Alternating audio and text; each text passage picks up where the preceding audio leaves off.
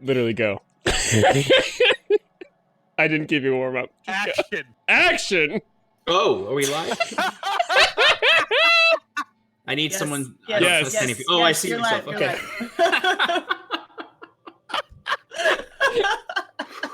Oh, coming back from the Thanksgiving break, everyone. Oh my Oh, no. God. Clayton. Clayton. We're a lot of tomfoolery happening right now. As you can see, we've lost Clayton for a second, so he'll be back in a moment. But welcome, everyone. It's really thrown off. Just listen to my voice. We'll get you through this. Yeah. Come Come on, Clayton. You can do it. Very sad. Everything's breaking. Why are you breaking? Is everything okay? I don't know, man. It doesn't seem okay. We're so professional. Yes. Yes. Did we start yet? Yeah, we're live right now. Oh, okay. Everybody's Well, can I looking just at say as you. Donkey Kong. I'm embarrassed. Nope. Don't worry. You're safe. Sean, you can continue. Hey, there you are. are we still going live? Oh, yeah, we're still live. I never stopped it. Great. I thought that we were doing technical difficulties. All right. Welcome, everyone, to Advantage in Paradise, the most professional D&D live play on Twitch.tv. We totally know what we're doing. So a few announcements before we get into tonight's game. Number one, as always, audio is provided to us by Tabletop Audio and Sirenscape. So go check them out for your own game. They're really great. Useful tool for creating ambiance. A few other things to note. Sometime soon, in the next week or so, we'll be announcing some new shows on the channel. They'll come from the cast of Advantage in Paradise. It could be anything from a normal stream with one of your favorite characters, where they're playing video games, or they're doing crafts, or whatnot, or to a special category show like the Tim and Shannon Power Hour that is probably going to happen. So look forward to that. Look forward to announcements for that so that you can get some more Paradise RPG out of us besides just this lovely D&D campaign. But we thank you for sticking around with us in Advantage in Paradise. I believe that is all for announcements. And we're just going to get right into the game again. So here we go.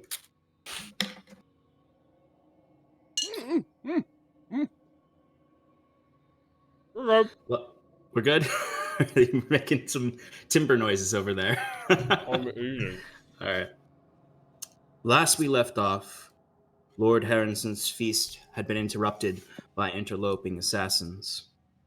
You had managed to protect the Lord and Wyla the Druidess, who seemed to be targeted by these assassins as they rushed forward to get to them on the dais. But soon after defeating these attackers, you heard a skirmish taking place in the dungeons below. You gathered yourselves together and carefully began stealthily descending the steps to find what was below. About halfway down, you noticed a small rat come running up and stare at you peculiarly. Quickly behind it followed a trail of spore-like gas coming from below, familiar to some of you, or most of you. And then the rat scurried away between your legs out the back. Wiswick, interested in the rat, chasing after the rat in an attempt to keep it from spreading the plagued spores, but also somewhat due to a bit of fear at what may await them in the basement, chased after the rat into the hall above, as the rest of the party descended the steps into the dungeons below. When entering these dungeons, you found that the room was covered from ceiling to floor with this spore-like gas, some of it settling more so on the floor than above. Amongst the gas was 7 corpses that must have been the soldiers and assassins fighting in the skirmish below. And you noticed, or Cal particularly noticed, a final attacker, a last surviving assassin, standing within the Archdruid's cell, where he was placing a strange lantern down in the center of the cell. It was hard to see through all the spores, but suddenly the lantern lit up. As it lit up, the assassin himself vanished into thin air. You quickly mobilized, having fought invisible foes before.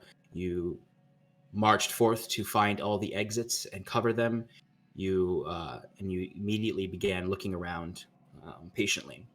Some of you a little bit more perceptively, others poking their rapiers into thin air. Eventually, the assassin showed himself and he attacked Scarlet, engaging you all in combat as a little wisp shot out from the lantern and flew across the room and into one of the corpses on the floor. As the battle raged on, as you cornered the assassin and began fighting him, Cal, somewhat still shaken from the last battle, decided to go and pursue and find where Wiswick was.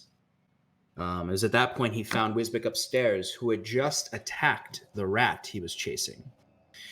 Upon striking the rat with his magic, the creature seemed to die and shrivel for a moment before blowing up back into its true form, the Archdruid Orlin, who was attempting an escape in one of his Druidic wild shapes. After that, Wiswick and Cal joined in a pursuit of the Archdruid as he began trying to find an exit that was not straight through the hall. Down below, the rest of you fought with the assassin, fought with this strange wisp-like creature, and then continued fighting as the wisp-like creature rose each and every single one of the corpses as a fungus zombie, some of which were seemingly still alive in the beginning, but their final breath taken by the wisp before succumbing to the spores. In this process, Wiswick and Cal chased the Archdruid upstairs, and just as he escaped by jumping through the window, the upper window of the hall, and changing his form into that of a bat, Wiswick, in the last moment, attacked him with his magic, destroying his bat form, bringing him back to the Archdruid form as he fell and descended 25 feet down below, hitting the earth. After that, Wiswick and Cal, seeing no other option, they jumped out the window right after that Archdruid. Wiswick landed directly on the Archdruid, smashing his face into the dirt. Cal gave a beautiful display of his acrobatics as he slid down the castle walls into a perfect three-point landing before pointing his rapier at the Archdruid's throat and threatening him not to move. And once again, thanks to Cal and Wiswick, you narrowly captured the Archdruid for a second time after you attempted to escape Lord Harrenson's prison.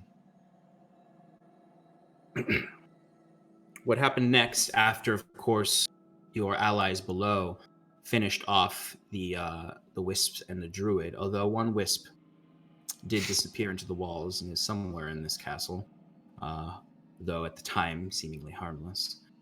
You rejoined with one another to recoup from the harshness of this fight and to take a breather, check in with the other guests from the feast.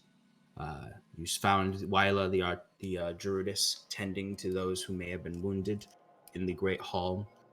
And you found the soldiers that Cal had called over to take the Archdruid outside, taking turns somewhat, or very directly, beating the shit out of him in the courtyard.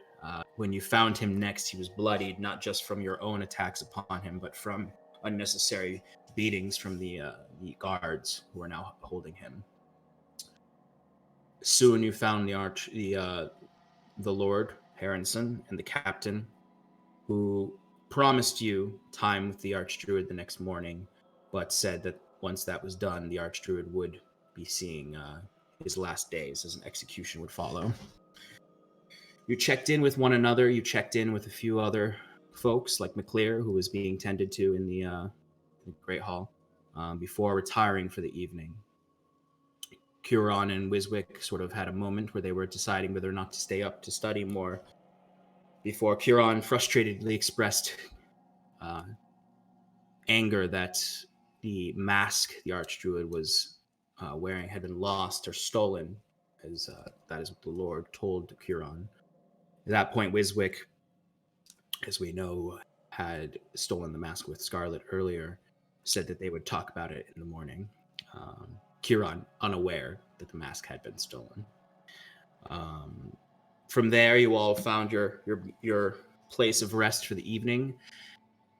And as you all laid your heads on the pillows, Scarlet, as night took her, found herself awake in the middle of the night in a peculiar dream, nightmare, reality, unsure.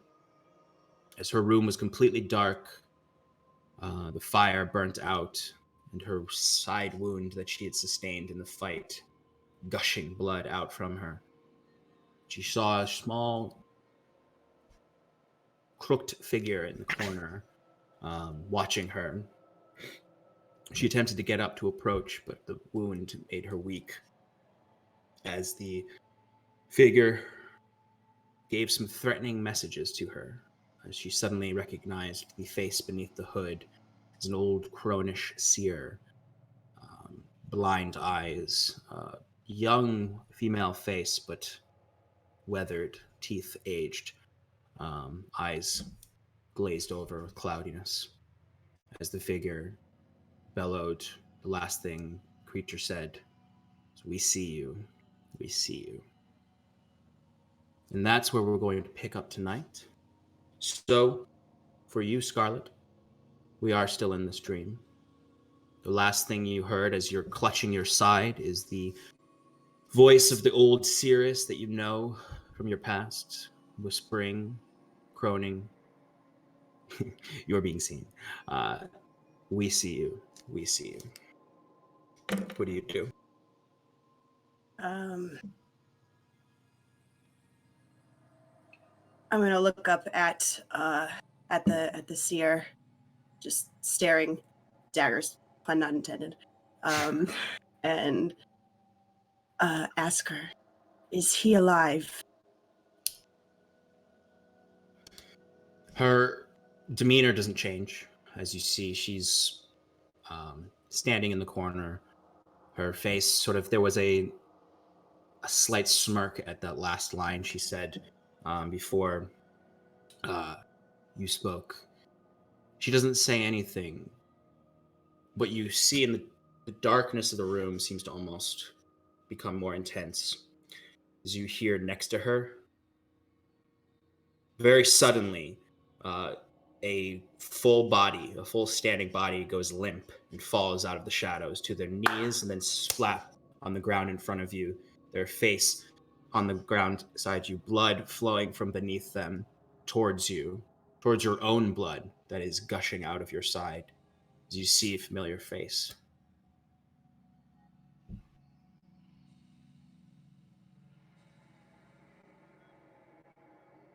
A young man, probably the same age as you. Short hair, dark, shaggy blonde hair. Not mutton chops, but sideburns coming down. Is he moving? No. His eyes are open and dead. I look up at her. "You bitch."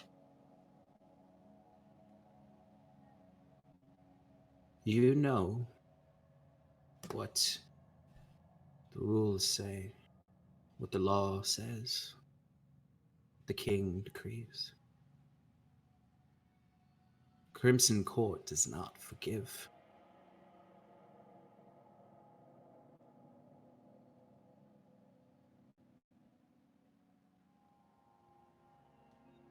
You won't find me.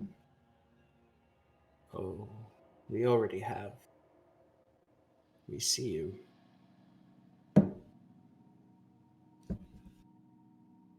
We see you.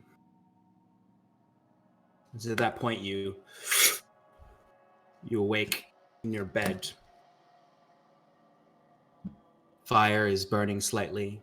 The room is filled with the orange warmth of the flames. You clasp at your side. The wrapped wound is not bleeding. It's achy, but you seem fine. You dart your eyes to the corner of the room. There's nothing there. It's just the flickering light of the flames. Was she standing by a window? Is there a window in the room? There is a window to your left, but she was standing in the right corner of the room, away from the window. Okay.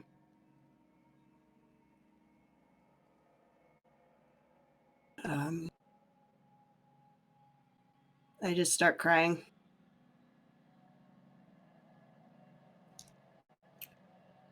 Timber, you notice this. You awake from your sleep. As you hear Scarlet weeping quietly in her bed above.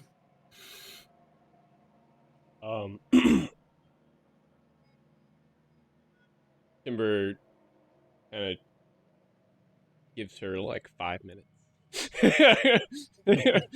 Or like waits until like, she like stops like, like the primary cry.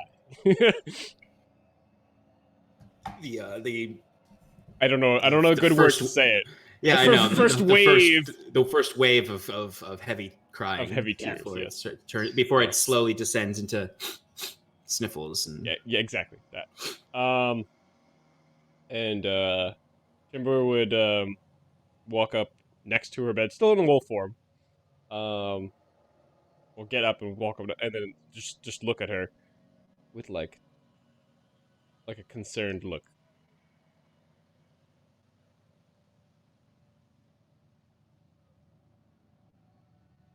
You know how I thought I was hidden? I'm not. They found me, and I don't know how. I don't know if they can see me right now. Or what? Timber would transform into a humanoid. So after that bone crunching and after the breaking of the gross transmutation of his bones and skin and flesh into his humanoid form. Right. In this tense moment. What? How do you know? I just had some sort of a vision, a nightmare. I don't know what it was, but How did they? How would they know? Did they have a scrying spell I on don't you? know. Do you I have? don't know. Would There's you? only one thing I can think of that possibly could be doing it. And I'm gonna take off the glove on my left hand, and I'm going to show Timber on my left hand. There is a thin scar that looks like a ring. I don't know if this has some sort of magical property on it, or if it's just. Would they have given? Did they give you that? Yes. I am no magic user,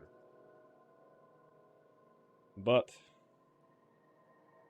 I think our best bet is to talk to the little gnome.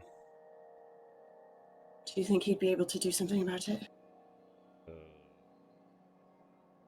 Not. He's a little bit. I guess it doesn't hurt to ask. It is a little bit chaotic. He might end up. Never mind. He's wiser than he appears. I hope so. He was trying to take my food earlier. Anyway. Oof. Talk to him. We'll find an answer. Try to go back to bed. And we'll talk about this in the morning. Thank you. Proceed back to wolf form and curl up in a ball. Okay. After, of course, walking around in circle 4 times. And you gotta clear away all the grass and sticks and dirt. Yes, that are in the room. Correct. Easy enough. Timber, kind of keeping an eye on Scarlet as she returns to her resting state, begins spinning to find his resting state, falls back to sleep. Scarlet, it takes you a little while, but you're able to force yourself back into a tense sleep. And as the night continues, easy enough, you all slowly awake the next morning. Scarlet, you wake a little bit later than everyone else, but Do I still get a long rest? everyone still gets a long rest. But I'd say for the rest of you, about the hour you fell asleep, you wake up around 10 a.m. And then Scarlet, you're going to wake up about a half hour later. Can Would you- Kieran wake up a little earlier since he tranced? Of course, I don't think I'll ever get used to elven trances. So Kieran, yes, you absolutely wake up at 6 in the morning. Nice. Well rested, but the evening prior on your mind. Kieran's not going to do anything Okay. different. He's just kind of going to sit in his room for a bit. He's waiting for Wiswick basically to get up, but he doesn't want to disturb him, so he'll wait till he hears like other commotion going on before checking. Or not commotion, but like noises in the hall and stuff like that. Absolutely. So generally amongst the manor, you occasionally hear footsteps moving about. Single footsteps, potentially house guards patrolling, or servants waking up early to prepare breakfast and other things, but nothing unusual. There's no quiet whispers in the hall or rushed movement. It's the regular bustle of the morning. Okay. So then Kieran would spend it in, a light prayer meditation. Mm-hmm. But he just wants to be up before anyone else. Of course, because he can. All right, no problem at all. Sort of every hour you kind of hear a little bit more activity happening, a little bit more people moving around. You start to hear the bustling outside. You actually start to hear a little bit of rain pattering against the windows, as it seems there's a small storm today. Before ultimately we reach 10 o'clock, light coming in through the window. Everyone else awakens, besides Scarlet,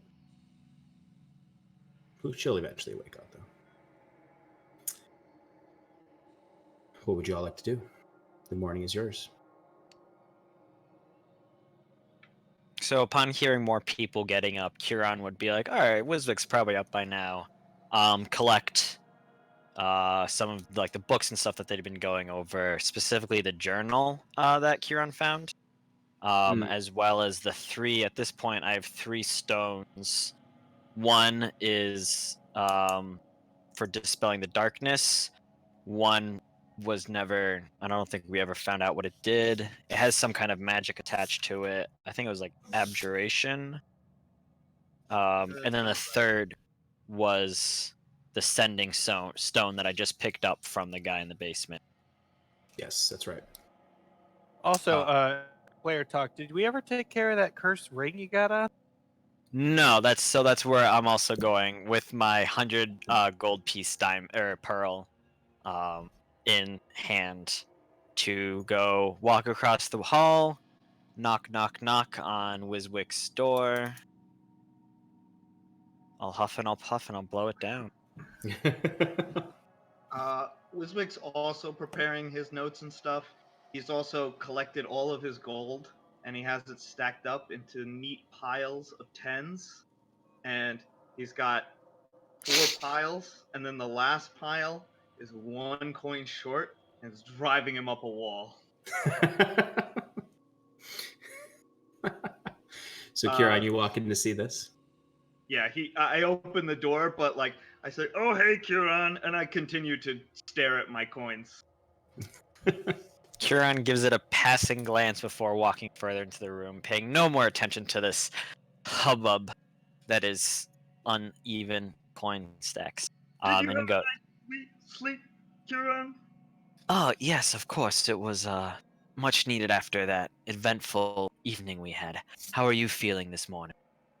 Well, my head's splitting and I had a horrible nightmare, but other than that, I live.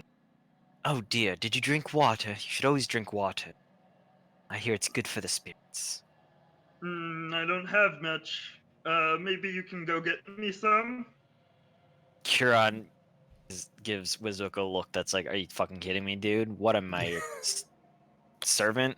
Alright, And very then well. sits down and he goes, anyways, I figure we've got some notes to compare, and also holding up the pearl, I have that favor task for identifying a ring.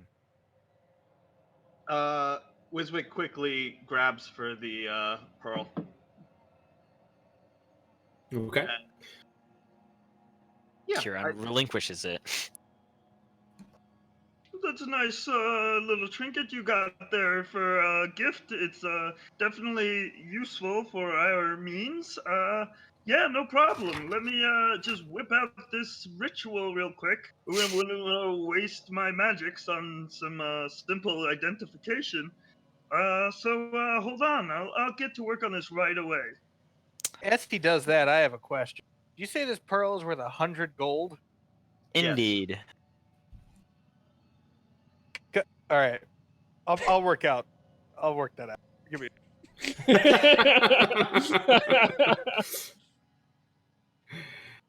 Yeah, girl, the pearl is worth 100 gold pieces.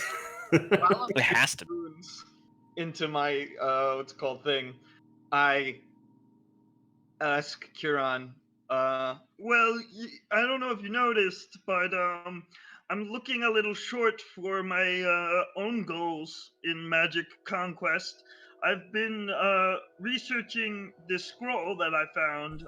It's a scroll of Featherfall, but I'm a little short on cash when it comes to purchasing the correct components necessary for me to copy it into my spellbook. Just one gold short. Just a single gold piece. It's really not that big of a deal. I promise I'll pay you back. Rolling his eyes, Kieran reaches into his money pouch, withdrawing one gold piece and like kind of tossing it haphazardly towards Wiswick. Well, you are doing me a favor. Oh, I knew you were a good friend, Kiran. Thank you so much. I really needed this. Now, if we're ever in a pinch and there's a huge drop, we will. You'll know who to call. It's true. I will. Okay. All right. So, Wiswick? Are you taking the time to ritually identify just the ring right now, or other things for Kieran? I'm prioritizing the ring that's on his finger. Afterwards, when I'm what's called preparing my spells for the day, I would also try to attune to the ring that I got as a gift and see what type of magical powers that has. Absolutely. So, in identifying his Huron's ring, what you find is that it is Huron's ring. Essentially, the overall stat of it is that it is. You can identify through this because it's already been applied, the curse. Ordinarily, when you identify it, it would say, or what you would understand the weaves of magic around it to be, is a ring of poison resistance. But it's cursed. So Huron is cursed with poison vulnerability. It's that's the overall effect of the ring. It won't come off without a remove curse spell, and it is that's generally what you can get from the identify, is that it is a cursed ring of poison resistance that causes the inverse effect, and it will not come off his finger until a remove curse spell is applied to it. Okay, and nothing like dispel magic would be successful in that sort of thing as well. Dispel magic could remove the curse. Okay. So either remove curse spell or dispel magic. All right, I will relay that information to Curon as well. The results of my calculation conclude that the pearl that you're using is roughly 70 millimeters across. Yeah, I did this, didn't I? About 10, It's a fat about pearl. 10 times the average pearls. It comes from the finest oysters Giant in the oyster. land. Those giant Land Valyrian oysters. Land oysters. They roam the wilds, the fields. I think I had one of those for dinner. Okay, and you are tuning to your own the ring you have as well, right? Correct. Okay. So the ring you have is upon attuning to it, you find that it is a ring of warmth. So it requires attunement, which you've done. While wearing this ring, you have resistance to cold damage. In addition, you and everything you wear and carry are unharmed by temperatures as low as negative 50 degrees Fahrenheit. That is pretty awesome. So I Wiswick is cannot relay this information to anyone. Wiswick is perpetually toasty. This feels just like home. Like, it feels really comfortable for Wiswick. Like, he didn't realize it at first, but maybe it was just all the drinking that he was doing. But particularly this morning, he feels a lot more comfortable in his own skin. And he now realizes it's because of this ring. Okay. So he relays to you the cursed ring on your finger, as well as placing his own ring on. You don't really notice much of it, other than that he concentrates on the ring. Did you want him to identify anything else? No, that was just the only thing. I mean, it can only be used on one thing, right? At a time, yeah. So Yeah. it's takes a while to identify multiple objects. Yeah, I would say after we finish doing these things, I'm gonna go up to Curon and I'm gonna say, well, listen, Curon, I gotta be honest. I kind of left things open-ended last night, and I've been wanting to talk to you for a while now. I haven't been completely honest with you, and I want to just speak about something, but I don't want you to freak out, okay? I want you to take this like in strides and just know that we did it for the good of everyone here. Okay. Uh, What are you getting at? It'll all make sense when you go get the dog from Scarlet's room. Should I go get you water while I do that? Yeah, I mean, it's on the way. Might So- as well. Kieran gets up and should I do this now? Yeah, I think now would be the best time. Fine. So Kieran exits Wiswick's room, crosses the hall to Scarlet's room, looks around, kind of annoyed. Knock, knock, knock. Yeah. For everyone else's sake, if Timber and Cal want to do anything, what Kieran and Wiswick just did there took probably a little bit of time. So you would all be awake and have a chance to do things. Scarlet, by the time he knocks on the door, you're just waking up. I imagine Cal is just doing calisthenics. Actually, Oh. He's reading his book. he wakes up kind of bleary-eyed, right? Like kind of like in a daze, perhaps stupor. Mhm. And he slowly, much slower than average. Normally, he's like a boom, we're up. All right, here we go, kind of a guy. You know what I mean? He wakes up and he kind of like looks around and he's all confused, and then he like stares off into nothing while cleaning his blades, Mhm. and then he starts. So it takes Cal a moment to get into his usual routine as he's still adjusting after what happened the evening prior. Correct. Which, for those of you at home, if you didn't watch last episode, if you don't remember, he did admit, I believe, to Wiswick that this was the first time he's ever killed anyone. But back to Scarlet's room. Kieran knocks on your door. Wait, I wanted to do something before. Sorry, Tim. Thanks. I'm Tim. You're Alex, Tim. Uh, Wait, I'm Tim or I'm Alex? you're Alex. Wait, I'm Alex. Okay. Yes, you're Alex, Tim. Timber. I would like to inspect the little orange box. Oh, that's right. Absolutely. Sorry, I just gotta go back to the other pages. The little orange box, yes, that has. So when you open the box, I'm assuming you're gonna switch into hybrid or. Oh, I'm humanoid form to- humanoid. Yeah, to expect this. My claws would get oops. in the way. Yeah, your snout could get in the way. My snout. Oh, why am I so? Oops. Okay. Oh, that's right. You don't know what they are. Oh, wait, you might.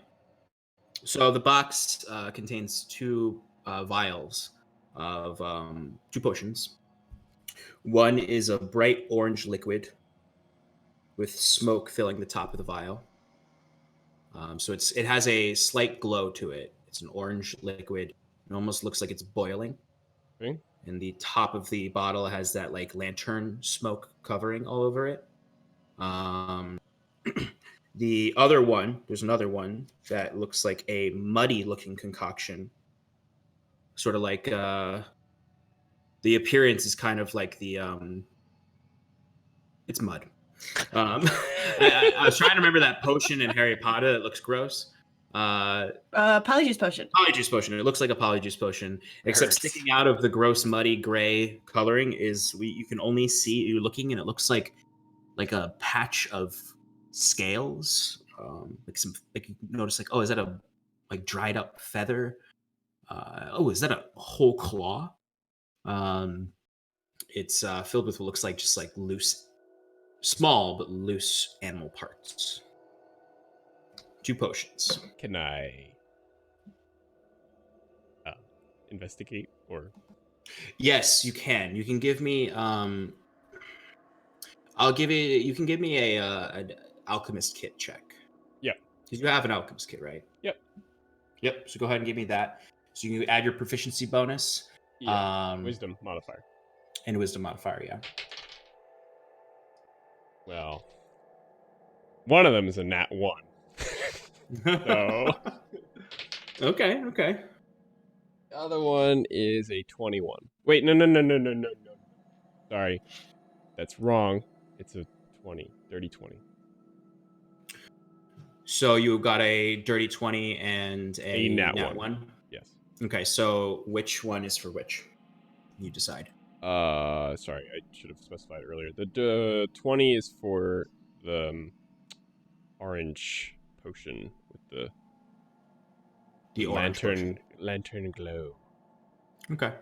Let me just look up real quick. Ah, yes. Okay.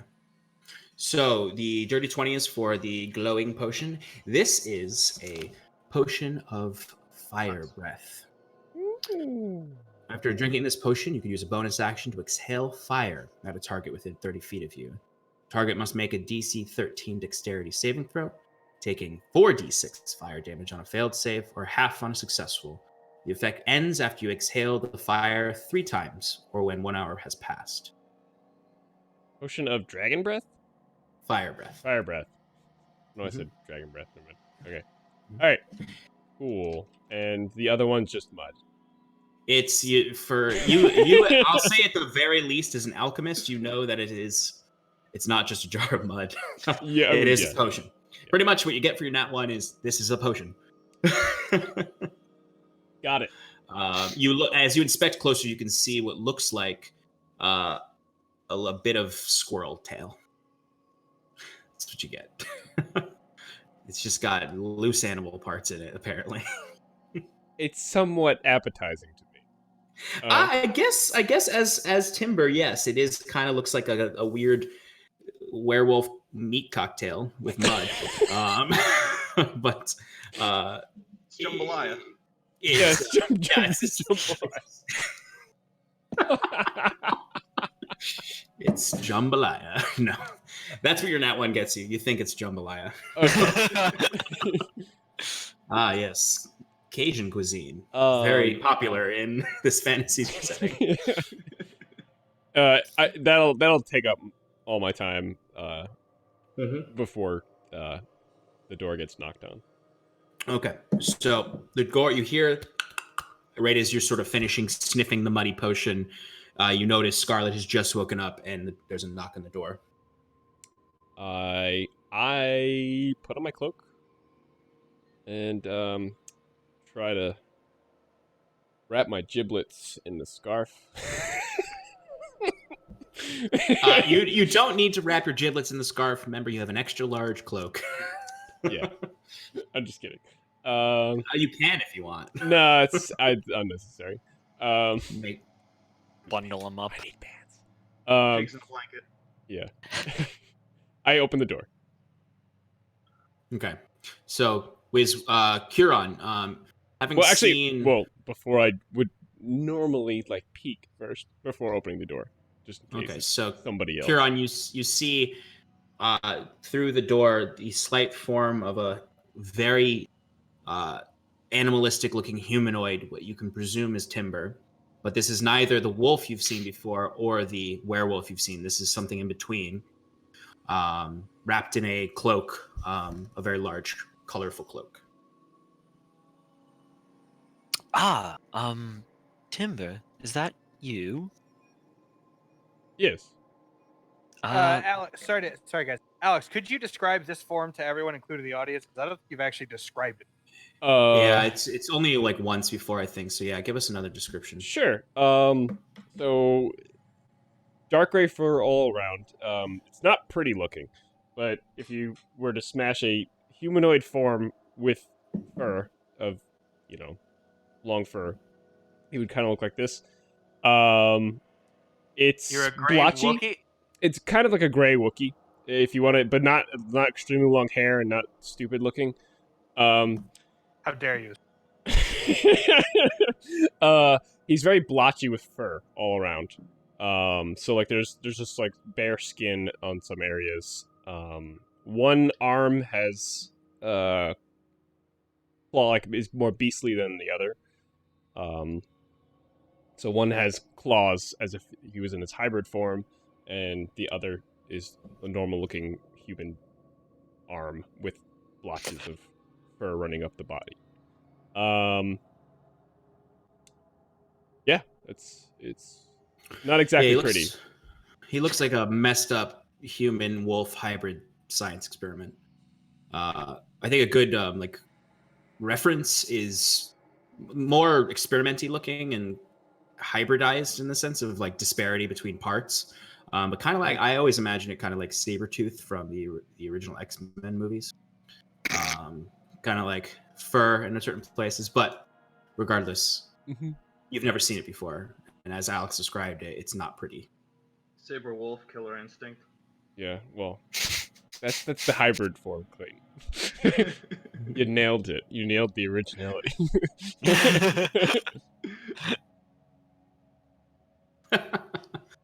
Ah, Timber, is that you? Yes. How can I help you, Kiran? I was just with Wiz. He was acting very strange. I mean, I'd say stranger than usual, but at this point, everything he does is the same level of strangeness. Can't quite get used to. Anyways, he told me not to freak out and that what you guys did was for the good of everyone. And he said to come to you. Do you want to join us in his room? Is Scarlet awake? I don't mean to disturb anyone. Let's go in the other room. I look over. I look over at Scarlet to see if she's like awake. Awake. Would I is have awake. heard? Okay. Would I have heard him say that? You are very drowsy and groggy, but you definitely would hear this whole conversation because you have been in the process of waking up over the last like 5 to 10 minutes. So you've heard this all, and you feel very weak, but you do hear it. Not quite sitting up yet. Kieran, what did Wiswick tell you? Good morning. He told me you guys did something. I assume now you're all included. I thought it was just Wiswick at first. And not to freak out. What's going on? We should all I lead Kieran in the room, and then I close the into door. our room. Yeah, and then I close the door behind him. We should all be together when it comes out. When what comes? Let's go get and let's get Cal. You'll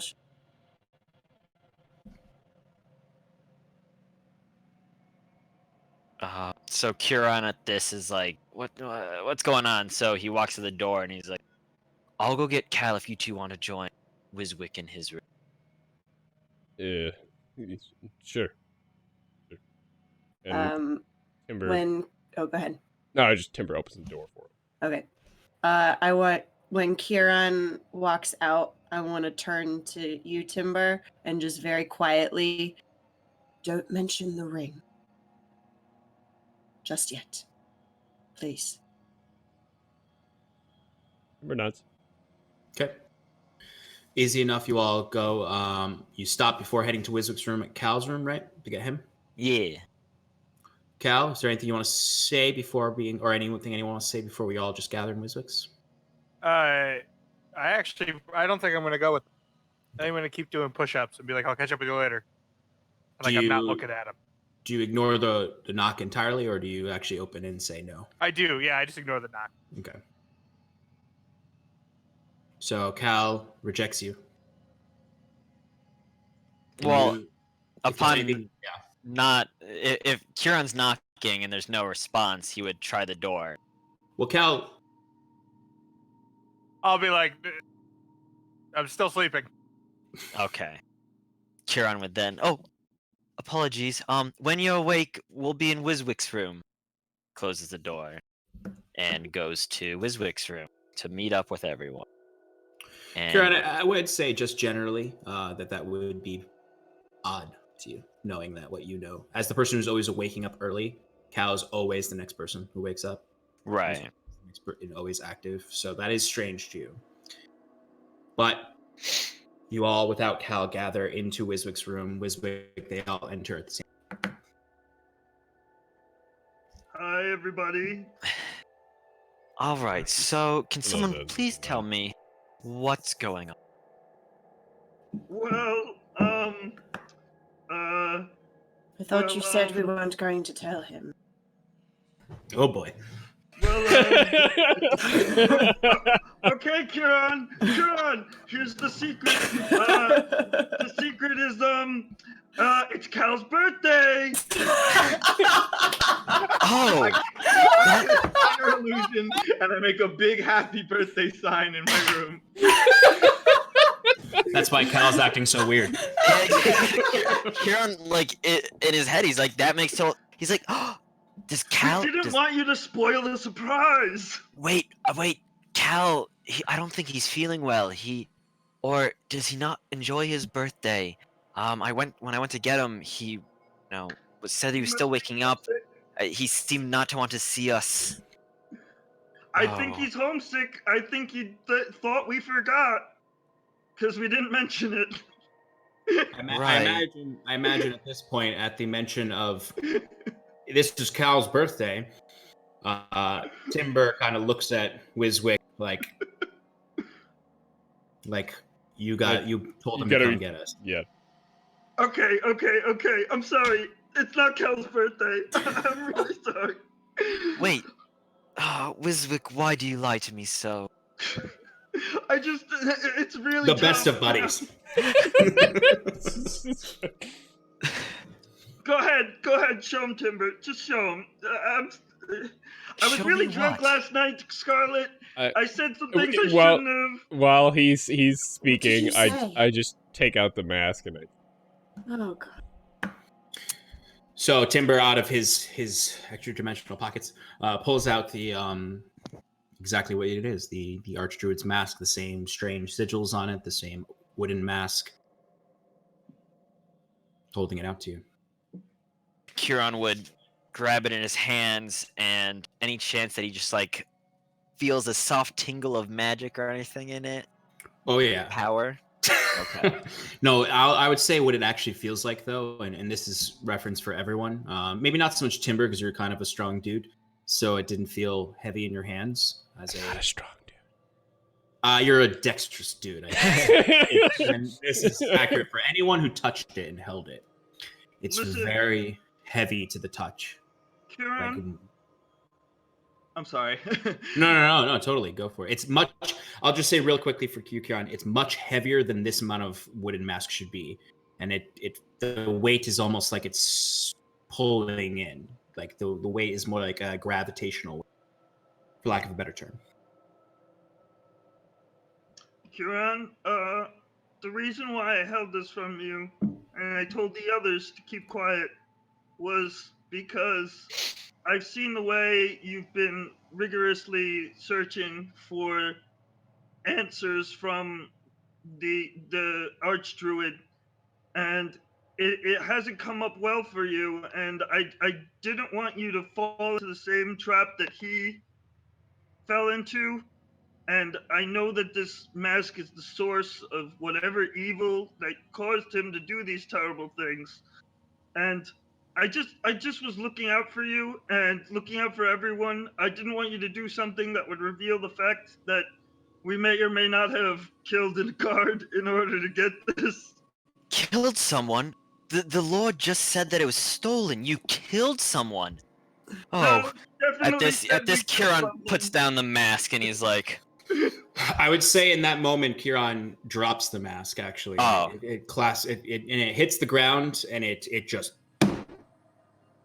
like it's odd. It doesn't bounce. It just. Bum, bum, bum, bum, bum. But keep it safe. I would say yes. There is some. It does sound often a lot like a ring of power, but regardless, it's funny. I just want to say real quick. Someone mentioned the Jim Carrey mask movie in the chat. They call it Cuban Pete. Like the way this mask looks is not super unlike what the Jim Carrey mask looks like. Done. Except it's gray, right? That's the only difference. Except yeah, it's painted And it's gray. not a shitty movie. It's not a shitty movie, yeah, but it's painted with like a gray, yellowish color. Just a reminder for everyone about what the mask looks like. It is made of wood, presumably ash bark or ash wood. It is painted a gray color that is also has a slight yellowish tinge to it. There are eyes on it that are they are shaped like human eyes, but they aren't holes in the mask. They're painted on, just the shape of eyes, not the filled in pupil or iris. But there's no holes there to look through. And the mask has no mouth, no nose, and it just has some druidic sigils across the forehead. So you're telling me you stole this to protect me from looking for it? And you killed a guard. Not necessarily. I mean, we stole it for the pursuit of knowledge, and also because we didn't want anybody else having it, because it's a super dangerous item. We're assuming it's a super dangerous item. I didn't know that the guard, the what's called leader, was gonna give us it or not. So I was afraid it was gonna corrupt again, and I didn't want anybody else to be that way. So I kind of took it into my own hands to take Scarlet in there to get it, and things went badly, not optimally, and things had to happen, and people who were innocent got hurt, and we're not proud of it. I don't think she's proud of it. I'm definitely regretting it forever, but it happened, and I just had to get it off my chest, and I really hope that you can understand and not throw us under the bus. As far as anyone knows, Kieran, it was the assassins. Under the trolley, or what's the medieval equivalent Wagon. to bus? The wagon. Yeah. As far as anyone knows, Kieran, they think it's the assassins that killed that guy. I'd like it to stay that way. If they ask me,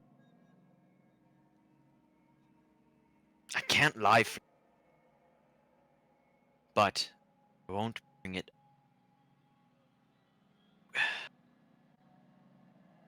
Well, then I guess we better hope they don't ask you. Timber will... Is it still on the ground? Yes. Timber's gonna pick it up and put it back in his pocket. Well, Oh, wait. nope. As far as... I got this. I as got far this as- pearl. I think if we have it, let's investigate it now. Yeah, that was kind of why I brought. This is another reason Well- why I wanted to tell you. Like now's the time. Well, for you us don't get to figure out keep it. whatever secrets. Yeah, no, that's fine. You can have it. I'm totally okay with that. I don't And want to touch that thing as much as you do, for sure. no, nor do you. And I look at Kieran, and I hand it to Wiswick. Kieran is eyeing Timber disgruntledly, but doesn't say anything. While I'm at it, does anybody else have anything they want me to identify? Kieran was nice enough to get this cool pearl for me, and it's been doing wonders for magic items. Like, check out all this cool stuff that I figured out. And I show off the ring, and I say what it does, and I tell him about Kieran's curse. Okay. Wiswick, can you identify things that are, I guess you would be able to since you did it on Kieran, but identify things that are on people. Yeah, sure. All right. I'm gonna take off my glove on my left hand again and show him the scar.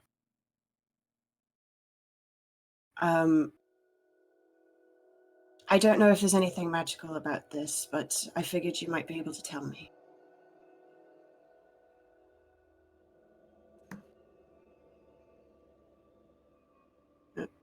Did he freeze? I think Clayton froze. unless he's dumbfounded. Meanwhile, in the Cave of Wonder.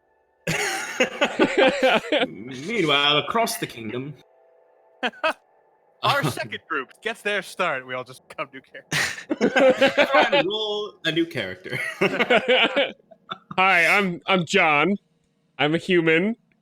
McNormal. Hi, my name is Dan Smith.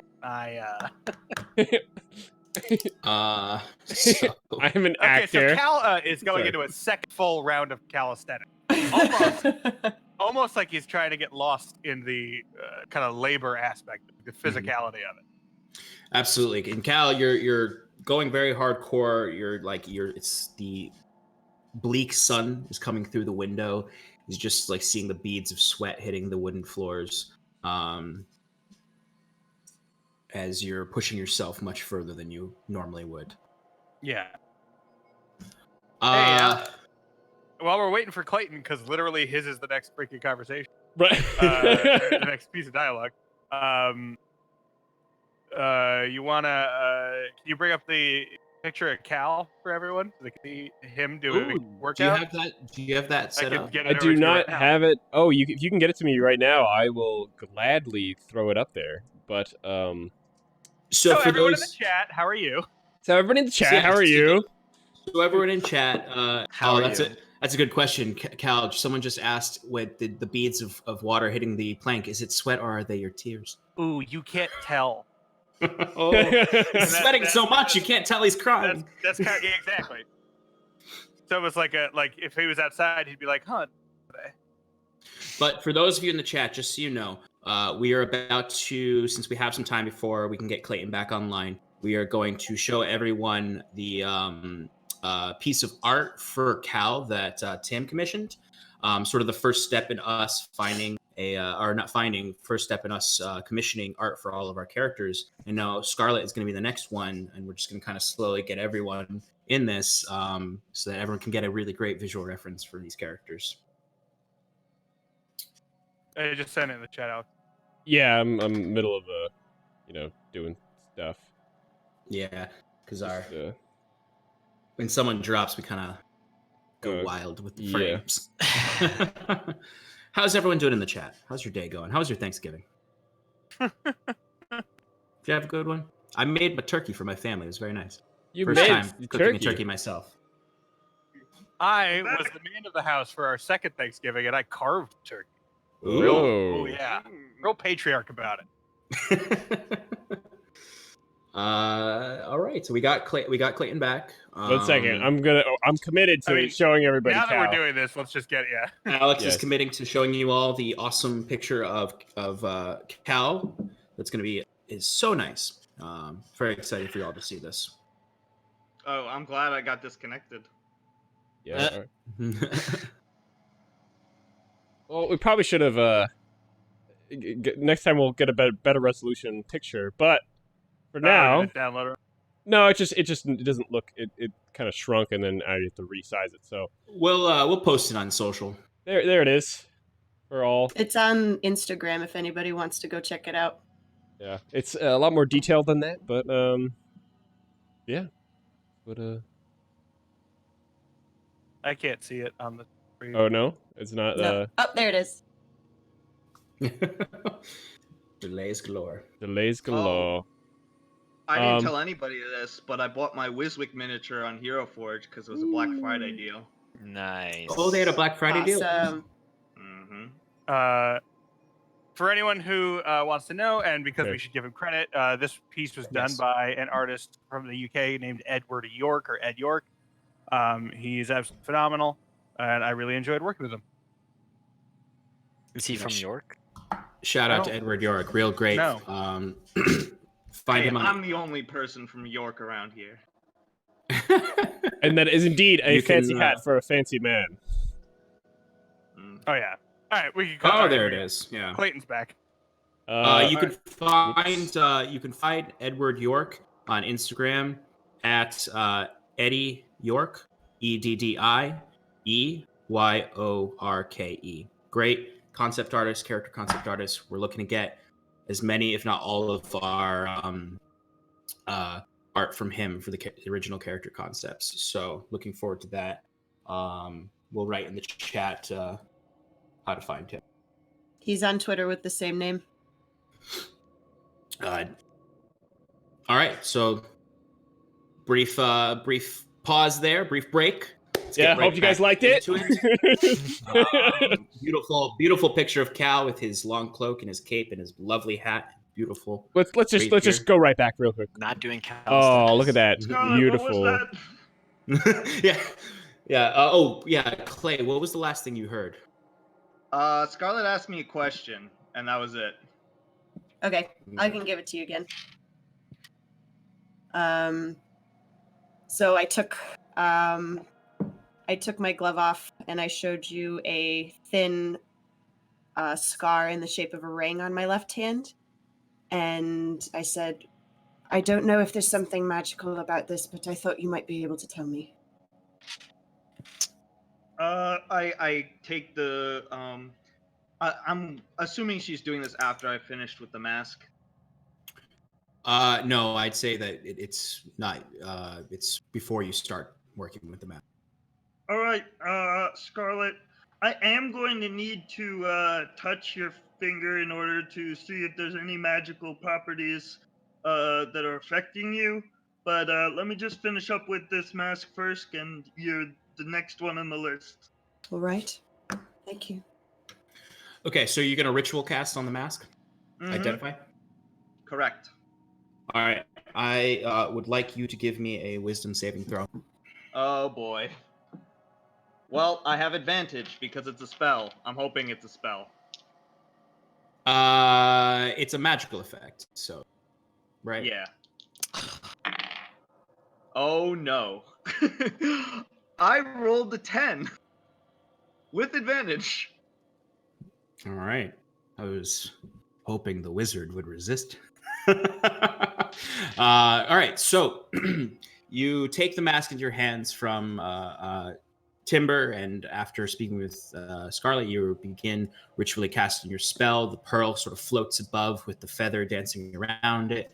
As you're focusing on the mask, you feel a compelling, overwhelming feeling. Oh, you got to put this mask on. You've got the only way you can understand this mask is if you put it on. And I'll say for everyone else in the room, what you see is the spell interrupt for a moment. And then you see Wiswick sort of staring in a distance, holding the mask. And you see him start to slowly lift it to his face. Can I reach and try and pull him back? I would say you have a chance to. Yeah. You may certainly try. I would like to. Now, what I'd ask is for, and it's a good thing it's the gnome doing this. I'd like a competing strength check from both of you. Can I use sleight of hand? You know what? Yes. Can I use sleight of hand? No, but you can use dexterity instead of strength. Oh, cool. Thanks. That turned. I don't know why I'm doing this, but it turned my -2 strength into a +3 sleight of hand. So good luck. Ooh. Oh, I rolled a 4, so 7 is your beater. Oh, I rolled poorly too, but I got a 9. So it is a it's a mess the way this happens. It's certainly not just Scarlet pulls his hands down and is like, don't do that. No, it's very much so Scarlet attempts to grab it first, and Wiswick like pulls it in like a weird like roundabout way, and Scarlet kind of tumbles forward, but like and is like actually has to wrestle it from his hands. But they're both tumbled down to the ground as Wiswick, as soon as the mask leaves your hands, you kind of come out of the trance. You gleaned no information about the actual mask itself, other than that this overwhelming force charmed you and was magically forcing you to put the mask on. Timber's gonna walk over and rip the mask out of his hands and just. No, wait! Nope, I gotta nope, try again! No, you can't. But come on, I was so You've close! lost your chance. It's not gonna happen again. I can't fall for the same trick twice. I look at Scarlet. Look, I'm way smarter than you. I know how magic works. I got this. After he says he's way smarter than me, Timber just pushes him to the ground again. I think it's non-lethal. Like I just take the thing, I tumble, I do a little roll, and I stand back up, and I say, "Come on!" It is the effect is a little bit deeper than just it was forcing you to put the mask on, and it's sort of in line with how you're already role-playing it. Like it's in the back of your head. I gotta find out what this mask is. Even not like I gotta put it on. You don't feel that anymore. It's that was something, and I need to know. I mean, I understand how it looks. I was definitely under the effects of the magic of that thing, but it's really important that we figure out what its capabilities are before the druid is executed. It might be our only clue as to figuring out if he's innocent or not. We need definitive proof that this mask is the cause of all of this trouble.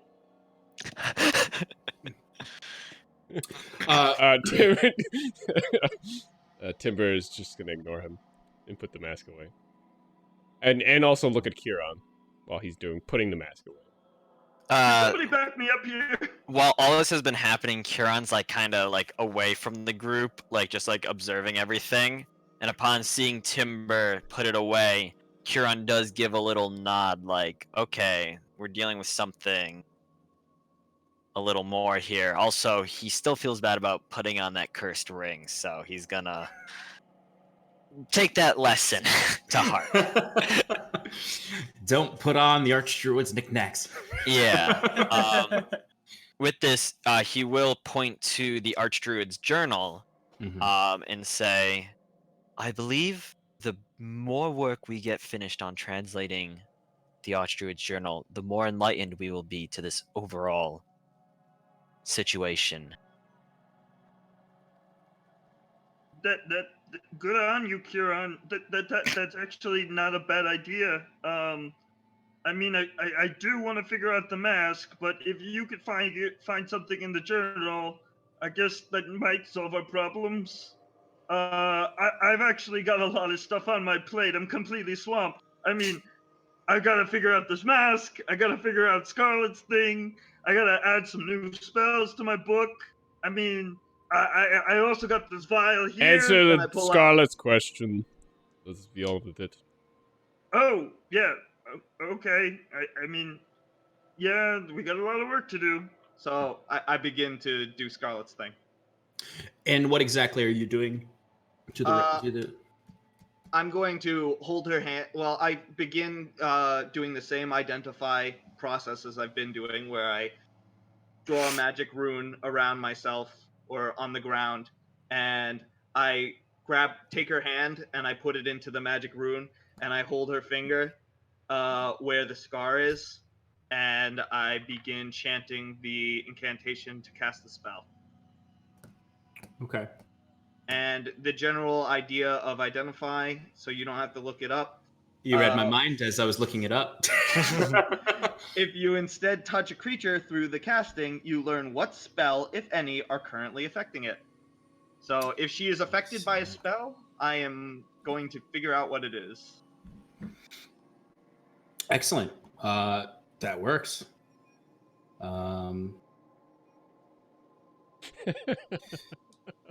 No, that's a very good point. Scrying. You can identify that this scar satisfies the in a weird way, not in the exact. It's somewhat so. You have read a little bit about scrying. You don't know the spell or how exactly it works. I'm actually going to ask you to give me an Arcana check in addition. You do identify through the identify spell that it is a scrying charm on there. You mean I know exactly what it is? 'Cause I just rolled a natural 20 plus 8 Arcana. Awesome. Wizards. So of course you know scrying is a divination spell, and that this is in what you can identify is that this scar has been imbued with scrying enchantment. So when someone casts a scrying spell, the more items they have in reference to the individual, and the more familiar they are with the individual, the higher the chance they have at scrying upon them. So in this situation, you understand that the person who has been scrying on her has firsthand experience with her and is familiar with her, and that the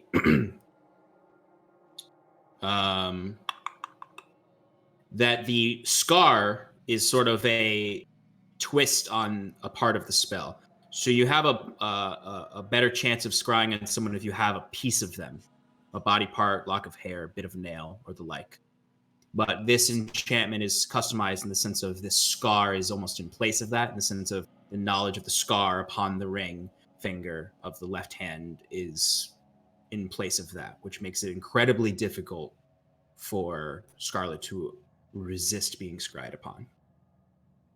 She is not totally incapable of resisting the scrying spell, and especially now that she knows once you tell her that the scrying effect is upon her. But whoever did this to her made sure that it was very hard for her to not be watched by them.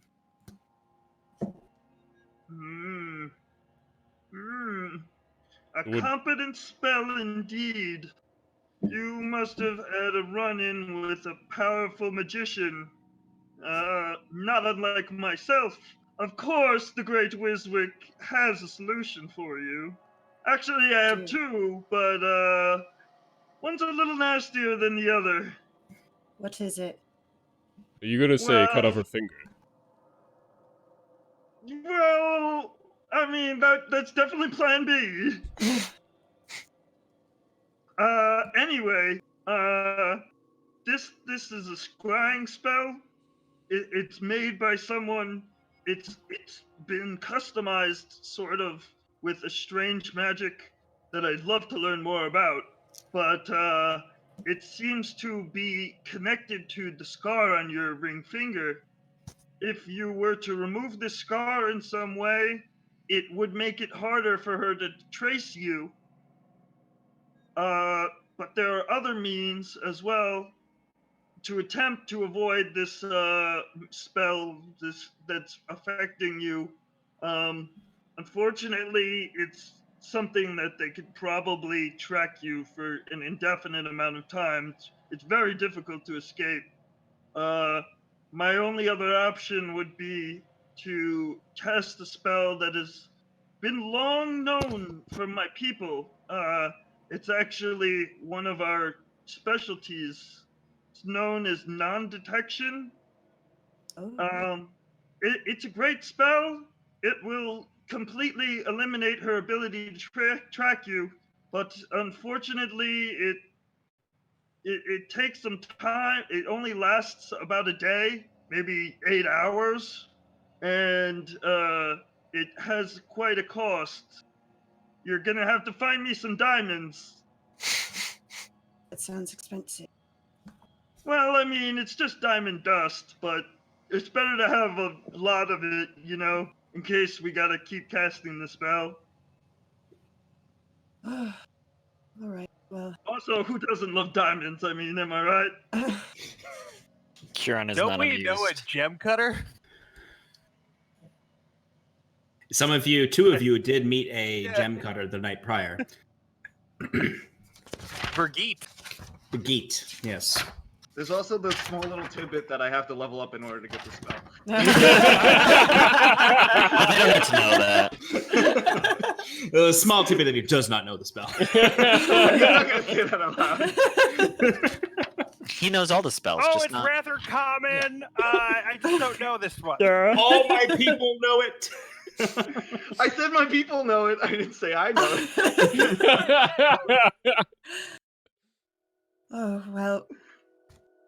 All right. Are you able to do the reverse effect? Are you able to scry on them? Eventually, maybe. Like I said, this is a very capable wizard. She's got a lot more power under her belt than little old Wiswick. Oh, I'm very aware of seeing it. But she doesn't have the creativity. It's all in the brain, I'm telling you. We can outsmart any of those arch wizards. They got nothing on us. We'll figure this out. I appreciate your help with. You're very welcome. I'd say in this moment of almost like bubbling excitement in Wiswick at the one, curiosity about the mask, two, bewilderment at a custom spell that intrigues him. The room comes back to him though, and he realizes what they're in the room for, and sort of the dour expression on Kieran, the dour expression on Timber, despite this very progressive discovery for Scarlet's story. It's still a shitty situation right now. People are still upset. At this point, is there anything else you'd like to do in the room? Where is Cal? As I said, he did not appear to wish to join us this morning. And apparently it's not his birthday. So, I don't know why he's acting this way. I might know why. Wiswick knows everything. And he always goes, I might know. He's just so easy to talk to. Why? Can I see the mask and then I'll tell you? No. Okay, it was worth a shot. Well, Cal was really freaking out the other day because he ended up killing somebody, and even though I coerced him to do his best against the Archdruid, I really had to like force him to help me out. Like he was really broken up about the whole thing. Like most of the work was done by yours truly, and Hey, and buddy, fuck you! I impaled him from 30 feet away. well, Cal gets into slumps, and I mean, I thought him He being does? an adventurer and all, he would be used to this sort of thing, but he's taking it a lot harder than I thought he would. I think that he needs some cheering up, and I don't know if I'm the one to do it. I tried, but he didn't seem to take my pep talk very positively. I'll go talk to him. Okay, I mean, Okay. I've still got a few things to identify, so if you want to call me over when you're done, maybe I'll come in with the birthday stuff. I mean, I still have a cake. All right. I'm gonna go put my glove back on, and then I'm gonna go knock on Cal's door. Okay. Inside the room, is there anything else you all would like to do inside the room? I know, Wiswick, you're going to identify more things for Kieran. Yeah, my goal right now is currently, well, I don't think anybody gave me anything else. Oh, I have. Do you have something? yeah. Sorry, I have the 3 stones that I've collected thus far for identifying. Okay, so I think I'm gonna start with his second stone, the one that was unidentified. Like we knew it was abjuration magic, but we didn't know what it actually did. Second up on the list is my red potion that's been bubbling in my pocket for a while now. Mm-hmm. And third on the list would be trying to using my money, trying to write the Featherfall spell into my skill book. And also fourth, Timber would give you his muddy, delicious potion to identify. All right, put that as second because I'm doing other people's stuff first. Okay. And So, while Abjuration Stone, Red Bubbling Potion, Abjuration Stone, Muddy Potion, Bubbly Bubbling Red Potion, and then anything, and send in the third stone. yeah, the sending stone. Oh, sure, yeah. And then my spell. And then Featherfall. you're going to copy down the Featherfall spell. And you have the supplies for that, correct? The ink. Yes. Yeah. Now. Now I got my 1 gold. Oh, okay, yeah. I'd And say I will get completely broke after this. I'll say just for flavor wise, like easy enough to find that in town. You have to leave for a little bit and come back, but you find it easy. Yeah, so I'm pretty much out of commission for like an hour and a half with all this junk. Great. And I'll, after checking with everyone else, I'll come back to you and let you know what you got. But at the very least, you know the Featherfall spell now, or it's in your spell book. Perfect. Thank you. All right. Kieran and Timber, are you just going to hang with Wiswick for now? Or go get breakfast? I don't know. Yeah. Timber would try to entice Huron to go get breakfast. Kieran looks like he doesn't really want to go out, but he's like, all right, I should probably have some words with the Wolfman, or spend time with the Wolfman. But Okay. you should go to Scarlet. Words of the Wolfman. Published Tor publisher.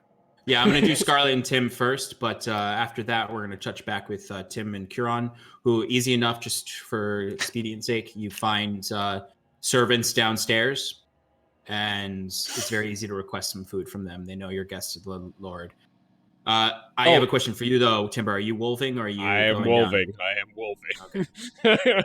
Okay. Okay. So, easy enough.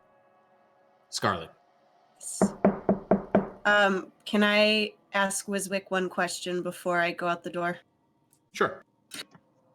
Wiswick, do you know when people are casting that scrying spell, can they make you see things that didn't actually happen?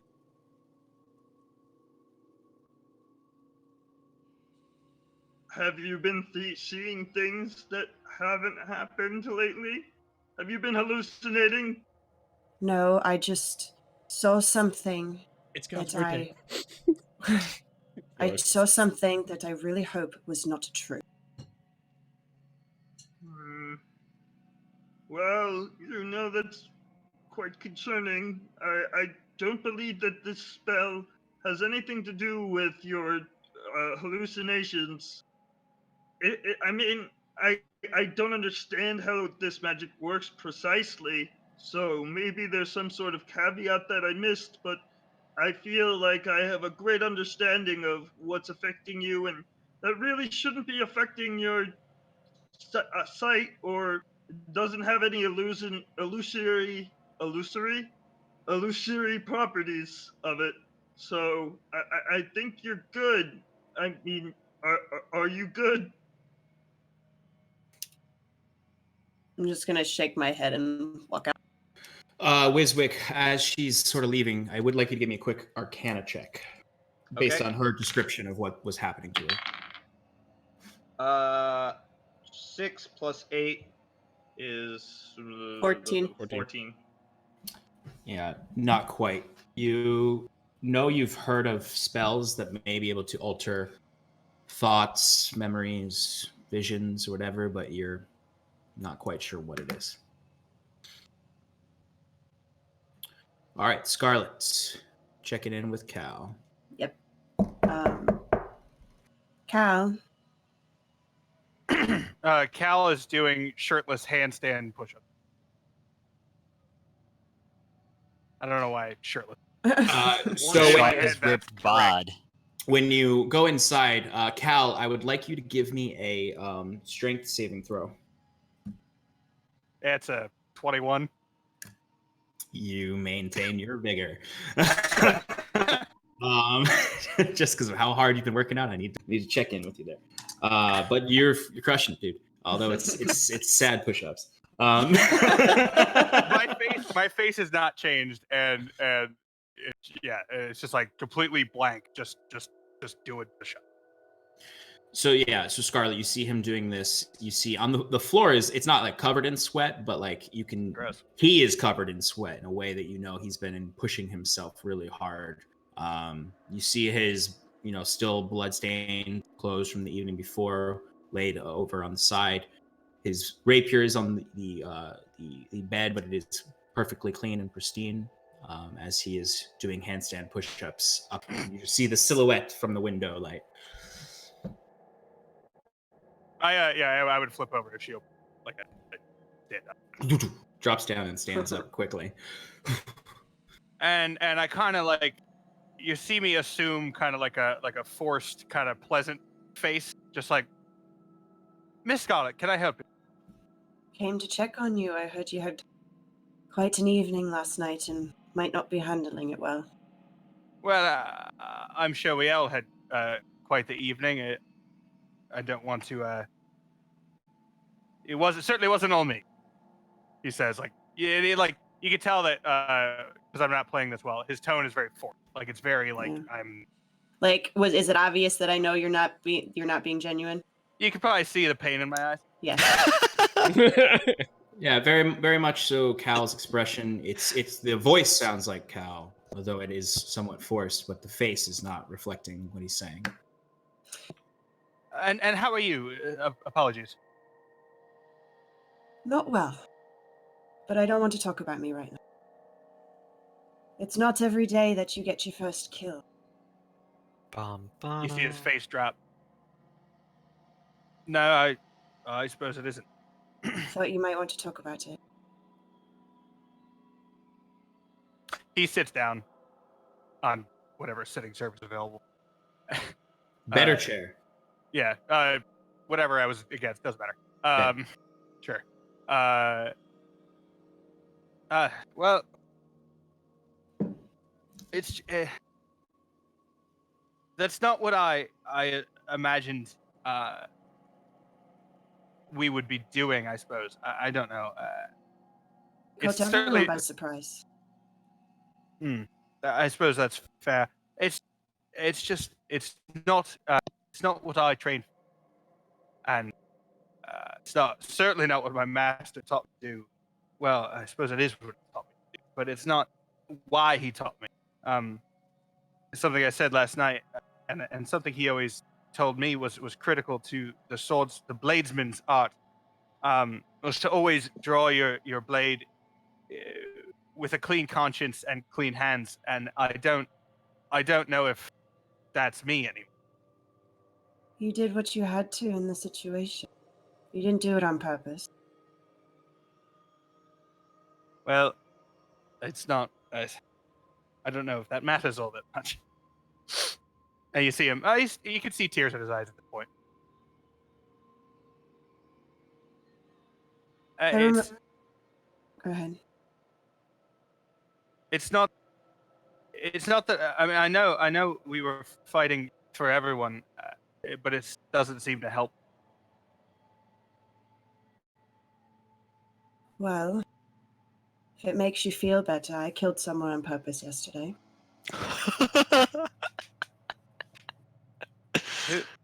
In the fight last night, right? No. Who then? What? When? Well, this is why we wanted to talk to you earlier, but Wiswick asked me to go look for the Archdruid's mask.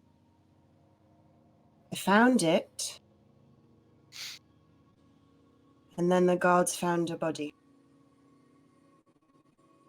Left by you. Yes.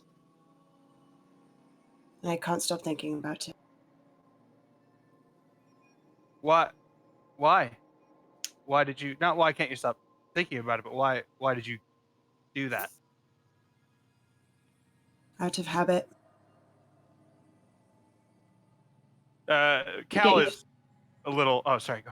No, go ahead. No, go ahead. Cal, fuck you. Cal's a little. He's definitely taken aback by that statement. And he would be like, habit? I'm sorry, what? You get used to a certain lifestyle, and you just react.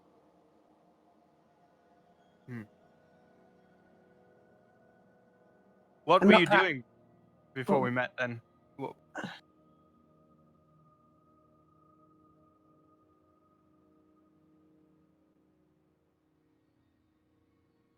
Not good things.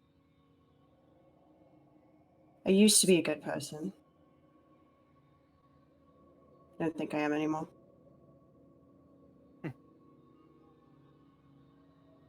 Well, you've always done right by me and our friends here, so I can't say differently. And well, and I suppose I understand moving by instinct. It was drilled into me, so that is what I did too. I can't fault you, I suppose. Yes, but you had a reason. They were coming after you, I assume. We were. It was in the hall. I don't know. Everyone was going after everyone, I suppose. You were defending the Lord by which we were so graciously invited. You were doing your duty. I suppose you're right. And sometimes duty isn't beautiful. That was always the family motto: duty before honor. And I suppose I am my father's son after all. That's a big old fake smile. That is a hollow smile.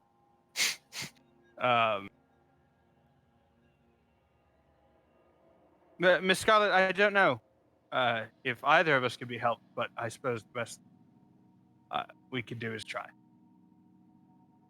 That we can. Are you going to be all right?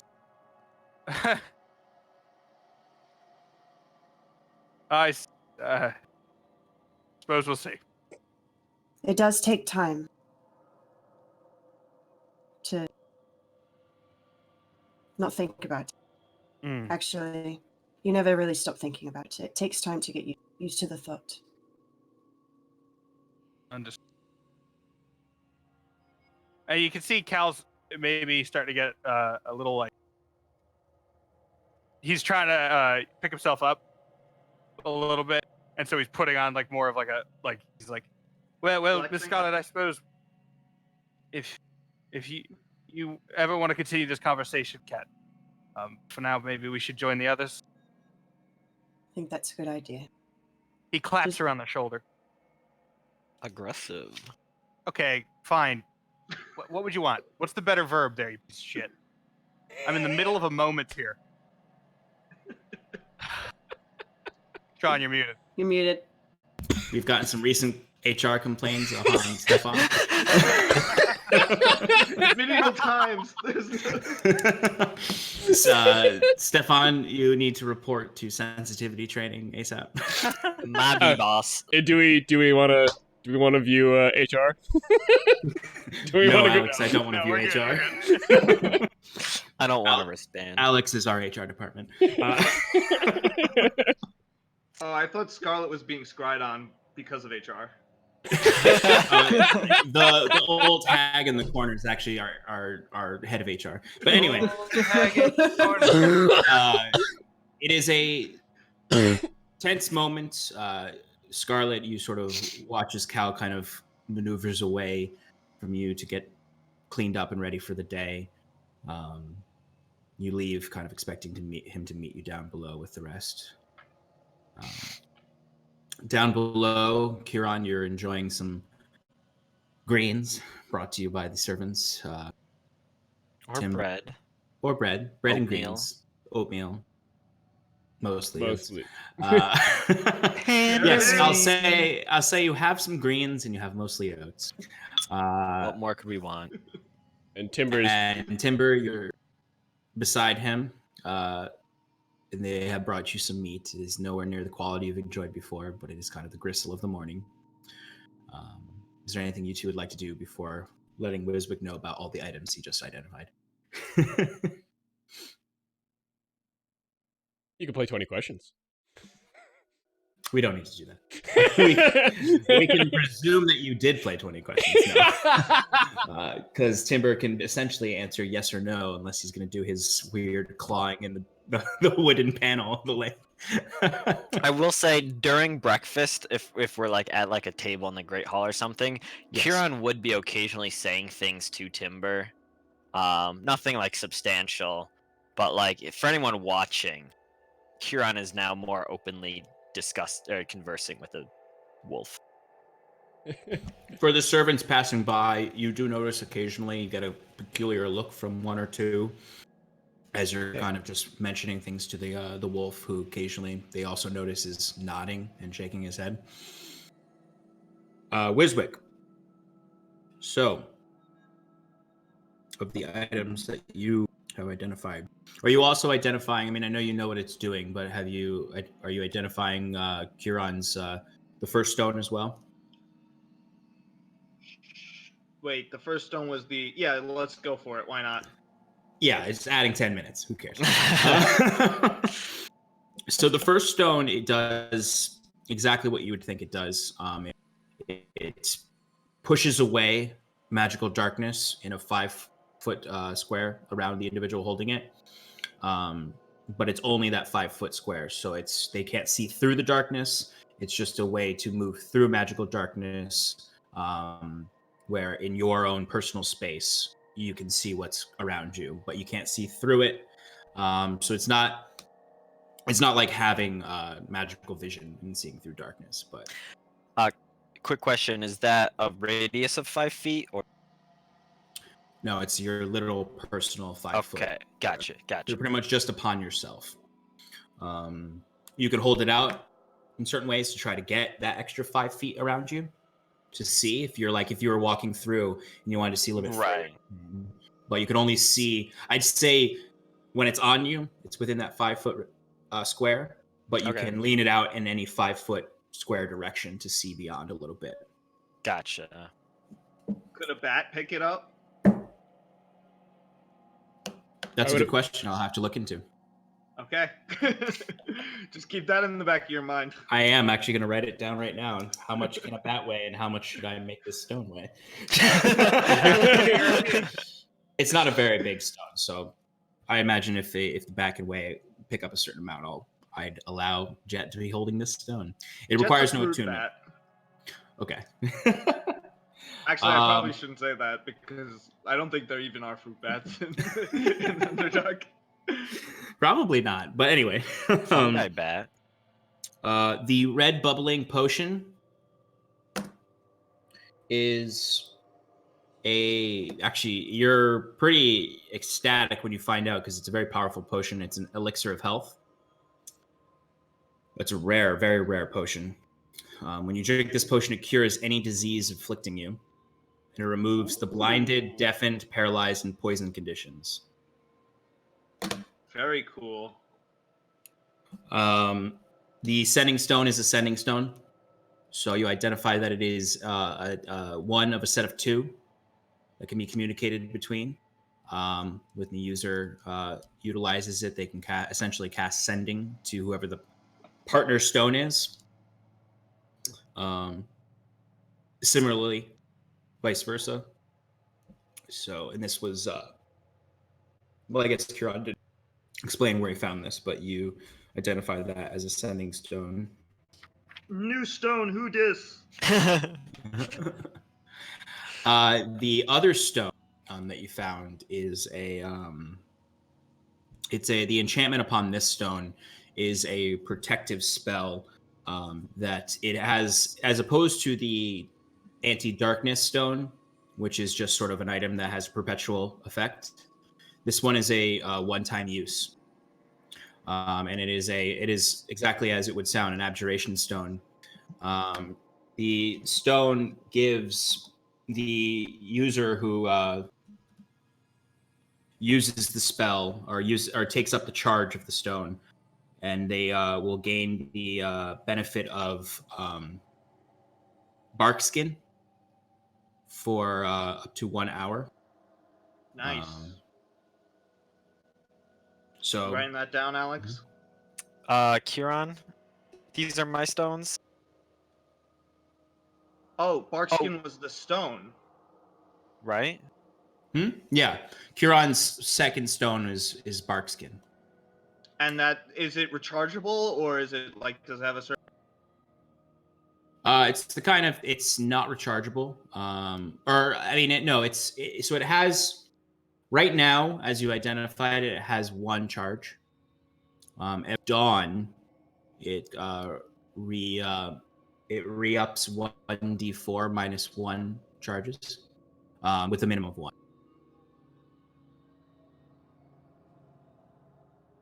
That's a pretty good stone. Next would be the monsterish, brackish liquid. Oh, yeah. So the brackish liquid with animal parts in it is a potion of animal friendship. Ooh. When you drink this potion, you can cast the animal friendship spell with a save DC of 13 for 1 hour at will. Sean, this is the wrong game. You gave me that. Sorry. Oh, you want that at our home campaign? Oh. For those who don't know, in our home campaign, Alex's character became very close friends with the griffin. How close? Oh No. Where's the HR scrying lady when you need her? Yes, right. Yeah, don't let me get her. Okay. Wiswick thinks long and hard whether he should try and get the mask from the dog, but then decides it probably won't work. Yeah. Yes. Probably, especially since he's in his dog form. So, is there anything? Would you like to join them down at breakfast now, or is there anything you'd like to do in the room before rejoining them? Well, did I have to leave to go get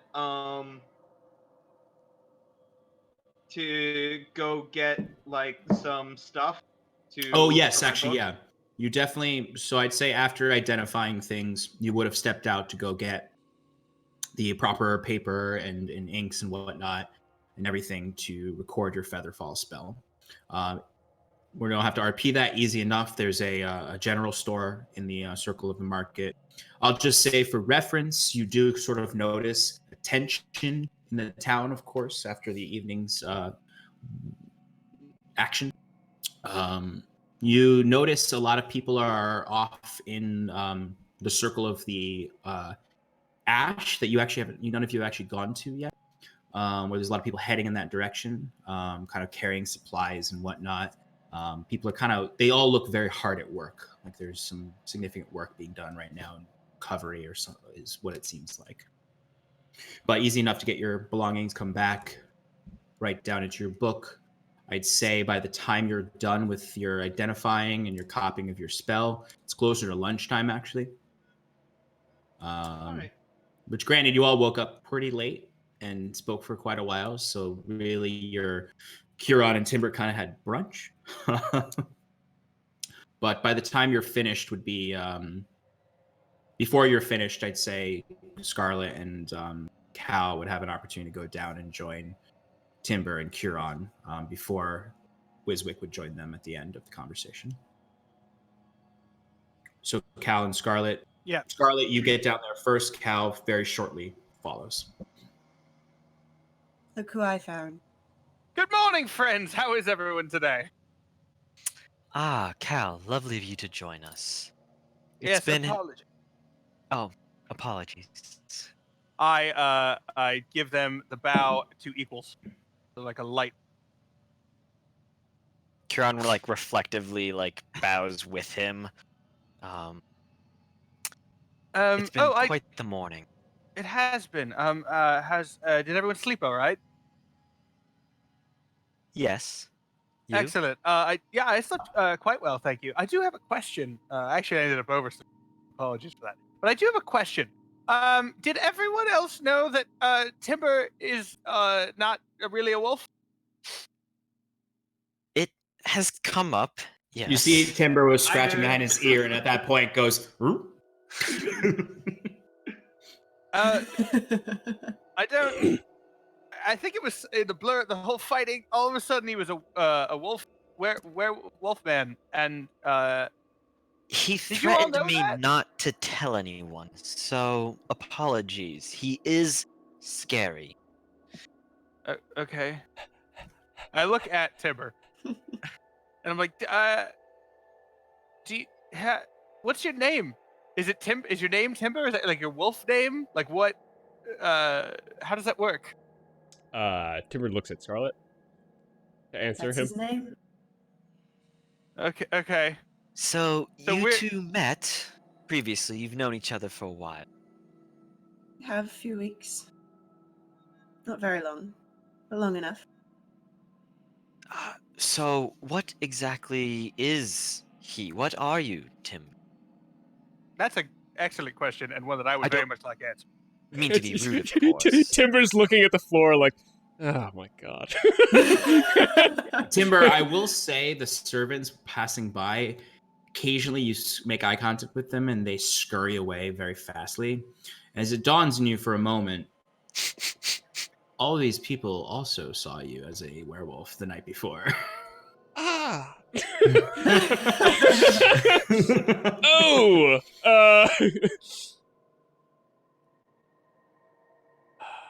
Now, did all of them, or just Not all of them. Right. I feel like However- the news would have made its way around. That's But fair. the guests spoke. And the servants spoke. It's been made rounds that the strange, charming wolf that's been wandering the halls the last 2 days is actually also some kind of monster. And they all, like, the story is like that crazy gray lady brought a monstrous monster into the hall. So, So we shouldn't be worried, right? This is like a curse-based sort of situation, like the old legends. Like what? Like Speaking of curses. oh, Oh, it's Speaking of just curses? Wiswick got around to identifying this old ring, and turns out it's cursed. Can't take it off without a spell. You know, I've been wondering about that. Who keeps a cursed ring anyway? What's the point? Is it just to be a dick to people that steal from you? So like I don't understand it. I Who- did ask Is the Archdruid about it when I met with him previously. He mentioned it offhandedly as an experiment or one of his inventions and laughed at me. So I'm not too sure why. He does seem a bit, how you said, dickish. Mm-hmm. I did say that. Yes, it's a common parlance in during society. But interesting. And Cal at this point starts to grab food, and he gives Timber like an eye, and he's like, you know, I suppose it's fine, really. I don't. I'm not one to judge, really. You know. And he's still the whole time he has like big smile on because it's the morning and we're all happy, and he's acting. It's all he's hiding.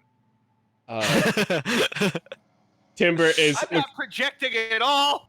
Who said that? Timber is like staring at him and looking down at the floor occasionally, like, what the hell do I do?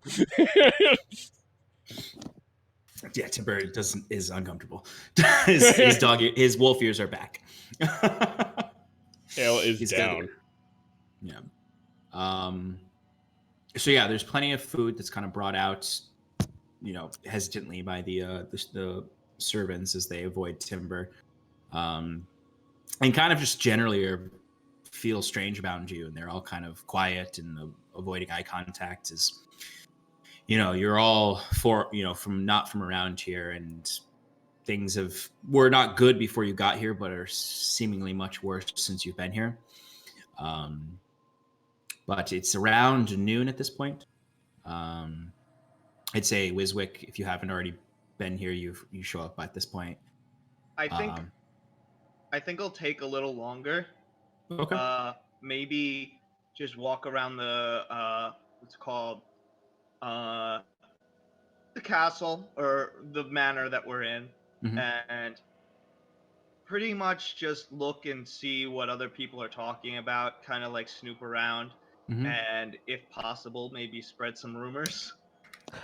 Whisper campaign? No, we don't have to whisper or anything like that. So one of two things, I guess. Give me a perception check for what you hear, and then I'll tell you what you hear, and then you tell me what kind of rumors you're trying to spread. Okay, so I rolled a 7 on my perception. Okay. So I'd say for the most part, you're trying to listen and find, I'd say as you're wandering the manor, for the most part, you find a lot. It's pretty empty right now. But as you're approaching you kind of giving up on the second floor and looking to go down and join your friends, you do start to hear a few servants muttering around the corner. You hear them, one, they're muttering about, you hear them saying, the red-haired lady has brought that beast into this home. There's an elf and the gnome, and they all showed up, and suddenly there's fighting in the hall. There's the archdruid is to be executed.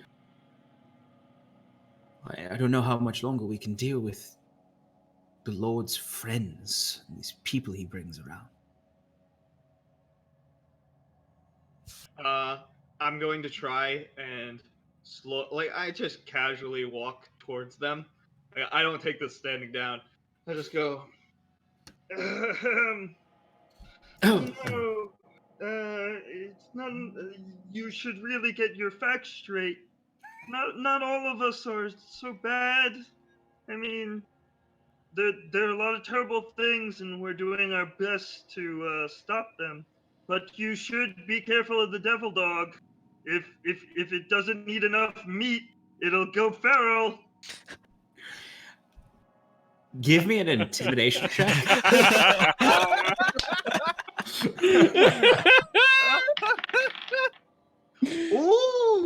A solid 18 with no modifier. Okay, all right.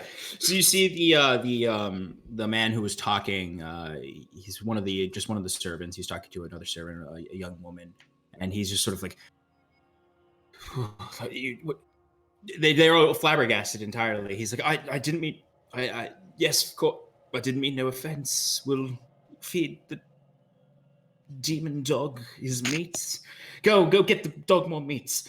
And the other servant rushes off to the kitchen, and he just sort of looks at you and kind of like turns to walk away, but keeps looking at you. And then, Yeah, and you might want to also watch out for the devil dog's hostess. yes, of course. And they both scurry off away, presumably to get more food for Timber. How far away was that? Was that in earshot? I would say no for everyone else, but Timber, give me a quick perception check. Equaled out, not advantage because it is so far away. Okay. This is me trying to help you. This isn't even a One. prank. No, I know, but like, I just the way I need to know how it to act. What'd you get? 1. Natural No. 1. No, I'd say it's right outside the Great Hall, and after he does that, I'm assuming Wiswick's gonna walk in. Yeah, I think Wiswick just walks in with a big smile on his face as the two servants scurry off to get food. And I think the first person I'm gonna lean to is Timber, and I'm just gonna say, Hey, I got those servants to get you more snacks. What's up, everybody? I finished all my work. I'm ready to. How's everybody doing? Hopefully, a little bit better. Wiswick, we're having a lovely morning, enjoying a lovely breakfast, and discussing the werewolf situation, but also the fact that why anyone in the world would make a cursed ring. It just still doesn't make any sense. Well, I mean, what I discovered from it was that it wasn't originally a cursed ring. I mean, Right, but yeah, okay. The ring is originally just a lump of ore, but the point is, who would put a curse? It doesn't make any sense. you see, magic isn't that easy. Sometimes there are magical properties that you might discover to be harmful, but there's some sort of other magical property that counteracts that sort. And sometimes you've got to take risks in order to get the rewards of magic, to understand the powers that might just once save you at some point. You see, and then we do a whole argument, and we can fast forward. Everyone arguing argues. over breakfast. Theoretical argument over the weaves of magic. But you eat your breakfast. It's this very seemingly normal breakfast because of the Except for esoteric. Timbers. Sorry, I mean to. 5 minutes later, Timber is brought not gristle, but some finer cuts of meat. But despite the seemingly normal, like jovial esoteric debate between Cal and Wiswick that's you've recognized along your journey, there's still a cloud over this table. As you're noticed, you haven't really seen anyone besides the servants around. You haven't seen the Lord, the Captain, the Player, Druidess. The manor is seemingly empty. Has anyone seen the Lord or the Captain or the Druidess? Now that you mention it, no, I haven't. Hailing down a servant. Excuse me. Oh, yes, of course. Lord Curon? Sir Curon? Just Curon is fine. No titles necessary. Where is our fine lord on this day? Oh, hasn't been. He left quite early this morning. Probably around 6 or 7. He went to the barracks. Hasn't been back since. Could I also maybe inquire what's going on in the Circle of the Ash today? It seemed like there was a big hubbub. I'm not sure. Wiswick. I believe was the bustle of the day. Last I heard, the Druidess was heading to the Circle of Ash, but I don't know what's happening there. Is there any other questions you have? We're quite busy today, recovering from last night's events. Of course, our apologies. Thank you for your hospitality.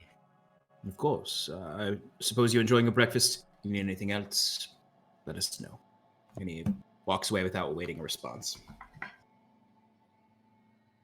Well, I believe we should go meet up with the Lord because the Archdruid is scheduled for execution, as last I heard, and I would very much like to question him before that happens.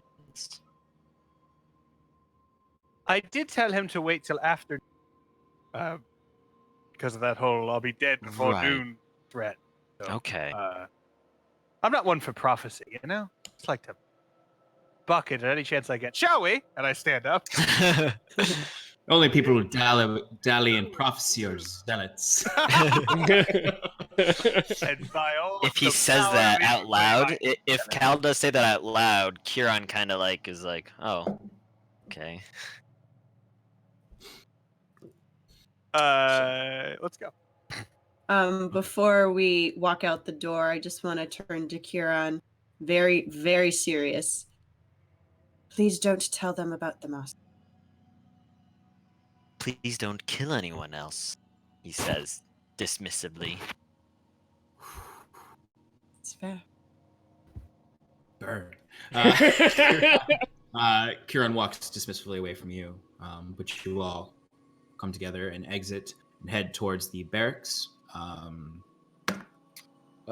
It's easy enough to get in. Of course, you're staples of the village now.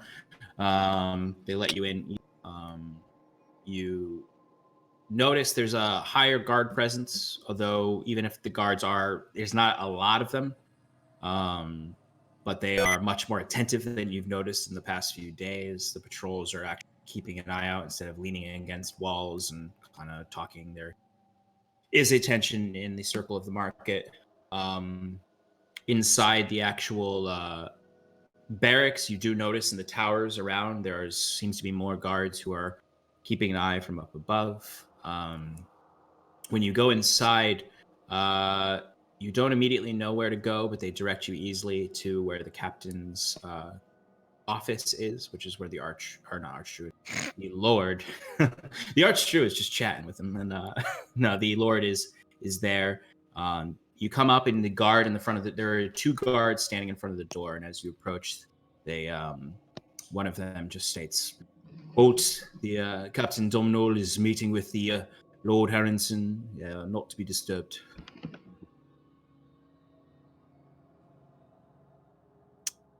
Do you mind knocking and letting them know that we're here? They may wish to speak to us. Fair enough. And the guard goes inside. It's when he goes inside, you do hear a lot of bickering. You can't make out words, but it seems as though it takes longer than just knocking and being like, "They're here to see you." But eventually, the guard doesn't step out, but opens the door up for you to enter. When you go inside, it's there's a there's a small hearth fire. There's a lot of books around the room that you wouldn't expect out of a military man's quarters or office necessarily. You see there's a central area that's lower and then a raised platform that leads to a desk where the Lord and Captain are currently standing. They are not speaking to each other. They're expecting to come in. So the Captain is kind of standing behind the Lord, kind of upset looking. And then the Lord is looking to each of you and goes, yes, come in, my friends. I expected you at some point today. I hope, despite last night's events, that you found good rest and a refreshment this morning. What can I do to help you? I was inquiring after the Archdruid in that promise of speaking with him you gave me last night. Yes, of course. I was just speaking with the captain about the arrangements for later this afternoon. He looks to Cal as he says afternoon. The archdruid is being held below. God, when they are ready, would you escort them down below? We have twice as many men on him right now, and anything you can do to ensure no trickery as you speak to him. Of course. The third escape attempt. My lord, we heard some raised voices as we entered the room. Is everything okay? Of course. We have Orlin captured, and we can start making things right. It's just a tense time. Perception or insight to see whether or not that's truthful. Insight. No, I'm trying to look for dilated pupils. So perception. 9. He's in love with you. No. So you got a 9? Yes. Hard to tell. Yeah. He definitely seems off, of course. He doesn't seem like his usual very optimistic, jovial, like a lot of bravado. He seems much more defeated and stoic. But it's hard to tell if he's being truthful about exactly why there was bickering before. So, is there anything else I can help each of you with? No, I believe we'll just go see the archdruid before you properly finish him off. Yes. Well, I may have more tasks for you. Obviously, we were not venturing to Meadowin. But if you are to stay in the area much longer, I do have more work that may need doing. If you so wish. Appreciate it. Thank you, my lord. And I bow Aye, well, with the appropriate.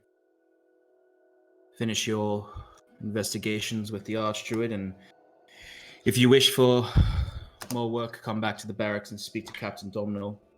And he looks at the captain, who kind of grimaces. Nods, and you exit. The guard looks to you as... Do you wish to speak with the prisoner now? Yeah, I don't see any reason to dally. Fair enough. All right, let's bring them down. He leads you down to where you, I guess,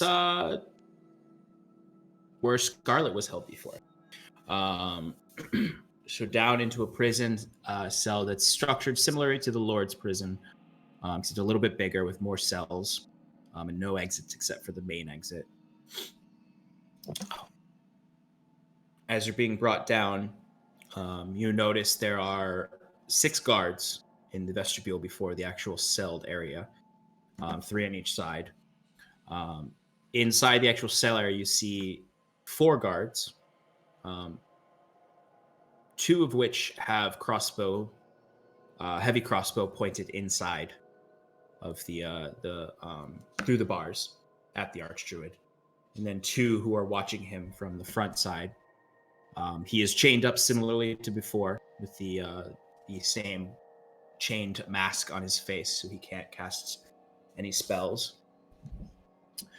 The guard approaches, whispers something to the one of the 2 guards that are standing watching the Archdruid, who then proceeds to unlock the doors and gestures for you to step inside. Curon steps inside. What are the rest of you doing? I'm gonna hang out outside with the guards. Okay. Sam's gonna hang out in the shadows.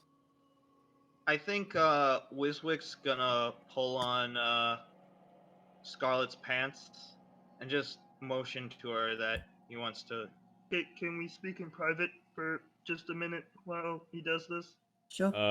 Timber's actually going to just not be in the way, but be next to Kieran while he's Inside the cage. yes. So as Kieran and Timber step into the cage, you hear the it lock behind you as the guard looks up to you as you look back. As for precaution's sake, we'll let you out. Don't worry. Kieran nods knowingly. He does that after unlatching the Archdruid's face I was mask. gonna say he's gonna toss me the key. Yeah, Kieran does have silence prepared Mm-hmm. to be cast on the Archdruid at any time. Okay. And the trigger for that is as soon as you notice him casting any sort of spell. Right. Mm-hmm. Okay, easy enough. So the mask is off, and the Archdruid is kind of leaning down in the same way he was before, where most of his body weight is being held up by his arms that are clasped. His hands are not free; they're actually like there's chains wrapped around them in a tight fist to keep his hands from doing any weaving of the magics. He is bloodied up. One of his eyes is swollen shut. There's blood all over his mouth where you can't tell how much is coming from his nose or from his busted lips. He's covered in sweat, almost as if he has a fever. Hair matted down. He is, instead of before where he was, imprisoned but somewhat being taken care of, he is not being taken care of at all. He's in the dirtiest rags possible. He's covered in mud and blood, and his face is hardly recognizable. He is one eye beating open that's very wide, staring directly at you, Kieran. Kieran will sit cross-legged in front of him, like a good distance, so looking at him. Maybe if Timber comes and sits next to him, idly kind of puts a hand on Timber, scratching him while he thinks for a moment, and then looks up at the Archdruid and goes, "You look terrible. I'm sorry. I don't condone the beating of prisoners," he says, kind of over his shoulder a little bit. But after what you did to these people, I can't say I blame them. And it's an interesting sight for especially those watching. It's just like this man almost hanging at an angle forward with his head down, his hair down, cascading around his face, as Kieran is sitting there speaking up to him. And it's an interesting power dynamic as the Archdruid sort of his blood comes out of his mouth, and he's just I can't say that I blame them either. He spits blood to the side.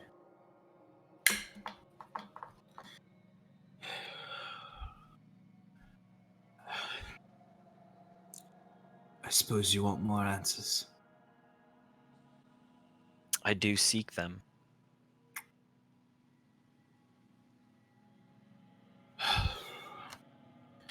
What is it you seek, elf? The one with a pallid mask. Who is he, or she, or it? And what do they want?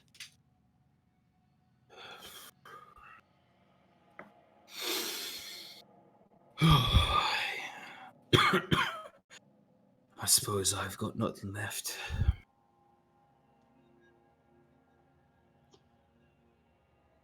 You will be dead by the end of the day.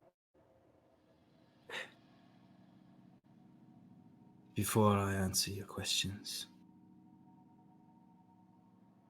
answer me, elf. Why do you seek this knowledge? What interests you in a couple of farmers, backwood lords, and humans? What is your long years brings you to seek knowledge from me?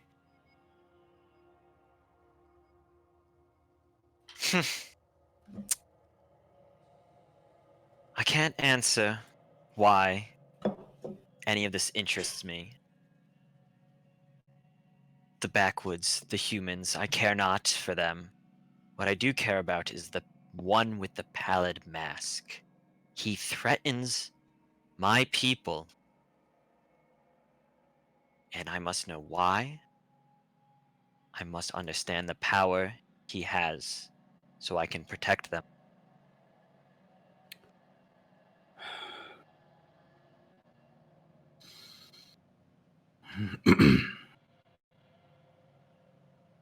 The mysteries of this world are many, and I will not pretend for you that I know the answers.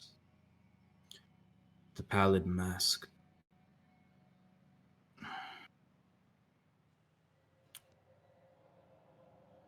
The pallid. He, she, it, them, I don't know what they are. An old force. In touch with the gods. And it's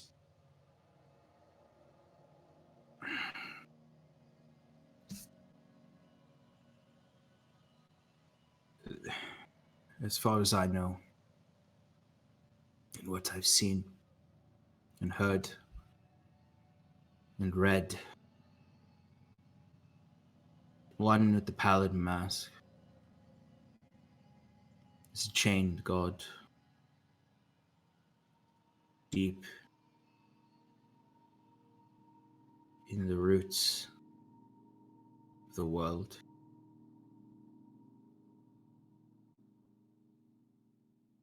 But a dark power, but he whispers of light.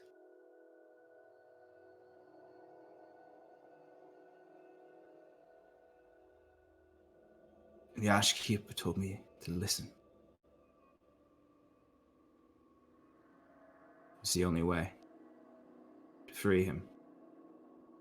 He is living.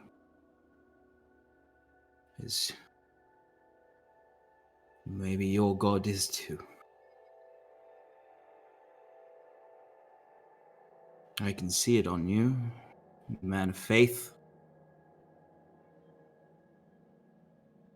You want to know the secrets to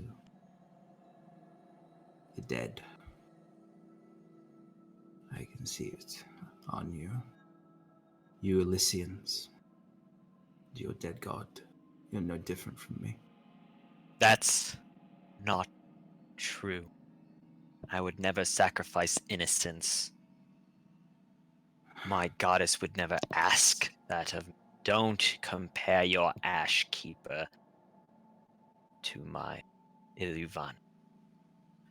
Steel yourself. You may yet be asked terrible things. Terrible things. But what would you not do for her? What would you not do at the opportunity to see her grace? I only did what I thought was right. And you think it's right to kill? What was the end? To what end with the sacrifices? What were you trying out? Was it the Ashkeeper's resurrection this town was supposed to bring about for you? The cycle of life and death.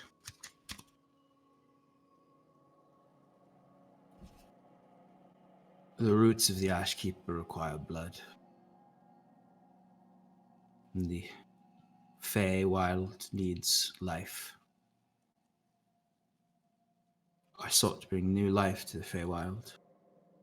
By ending life here, Other creatures feast on other creatures.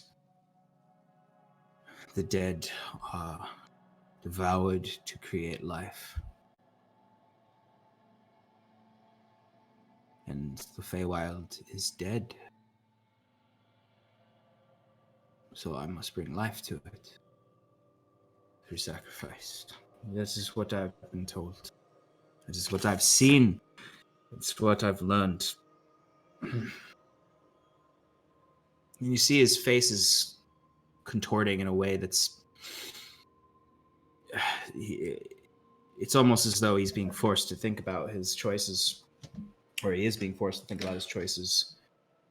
And there's a moment where you can almost see he's doubting himself, perhaps.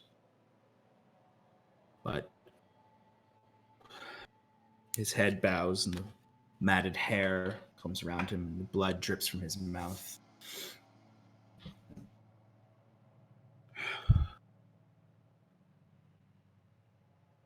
My death comes without apology.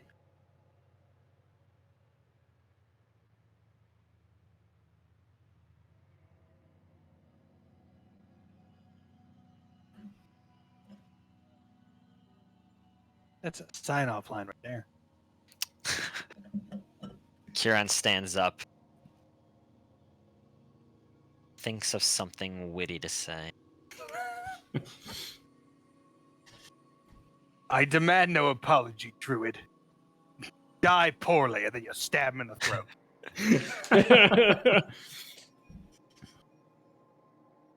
I guess you'll just have to hope that the Ashkeeper, the real one, would have wanted this. Yes. Yes. And he just looks down. Kieran turns, motioning to the guard that he's done. Guard unlocks the door, allows the two of you out, steps in to replace the Archdruid's face lock, and locks him back in. The guard looks to you and just says, "He's due to be executed in a few hours. It'll happen. Good. It'll happen in the Court of the Ash." I'll wish make to sure be to there? be there. Why? And they gesture for you to carry on. Without making faces to any of his companions, Kieran would ascend the steps out of the dungeon to leave the barracks as quickly as he can, I guess. You all watch, you watch him darting I'll out. join him. Not darting. Darting's a little too rushed. Speed walking. Yes, thank you. I'll join him. Okay. So Cal, you're the first to kind of join Curon out in the courtyard of the barracks. So the rest of you begin to follow. Before I do that, Scarlet and Wiswick, you stepped out while this was happening. Yeah, I just had quick conversation. I didn't want to take up too much, but first I just wanted to say, I hope that we're still on good standings. I mean, I kind of gave away our secret without consulting you, and I know it really wasn't mine to tell, but I wanted to just make sure everything's okay with us, that we can keep this honest with each other, and I think that Kieran's a part of our group, and it was time that he knew. I will admit that did take me by surprise, but if you promise me in the future you'll tell me before you're going to tell other people. Yeah, I realized that it was probably the wrong way of doing things, but I was a little inebriated last night, and I couldn't let it pass. I just felt really guilty. But yeah, absolutely. I will definitely talk to you about things in the future. I'm hoping that you'll do the same with me. Of course. So in the light of that, I just want to be clear. Is there anything you haven't been telling us? I mean, it seems that we've been attacked by assassins a few times now, and I don't know what that symbol is that you discovered, the swirling circle, but we did realize that it had something to do with the druids. But did do you know anything that you're not telling us? Like, does it have anything to do with whoever's been scrying on you? She pauses. I can't say where these assassins are coming. I've never seen them before. They are seemingly involved with the archdruid. I don't know where they're coming from. As for the symbol, that does have to do with the person that was scrying on me. But if it's all the same to you, I'd rather not get into it. Yeah, Far too painful. honestly, yeah. I mean, now's not the time. Think about it.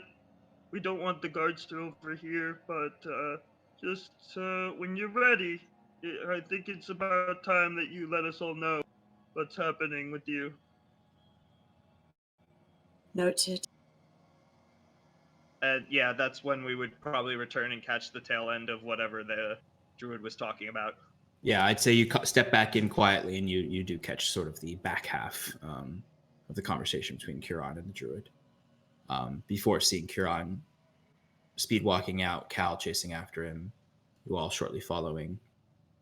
You reach the courtyard. Kiran, Cal, you're approaching behind him as Kiran's kind of seemingly frustrated as always with the archdruid, and of course angry that he was compared to him. Is there anything you'd like to do?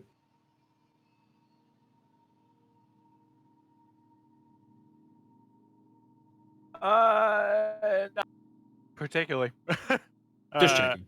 I would throw my shoulders, or throw my arm around Kieran's shoulders.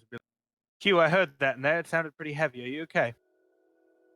Kind of, Kieran shrugs off Cal's arms, looking off, and being like, "Yes, it's just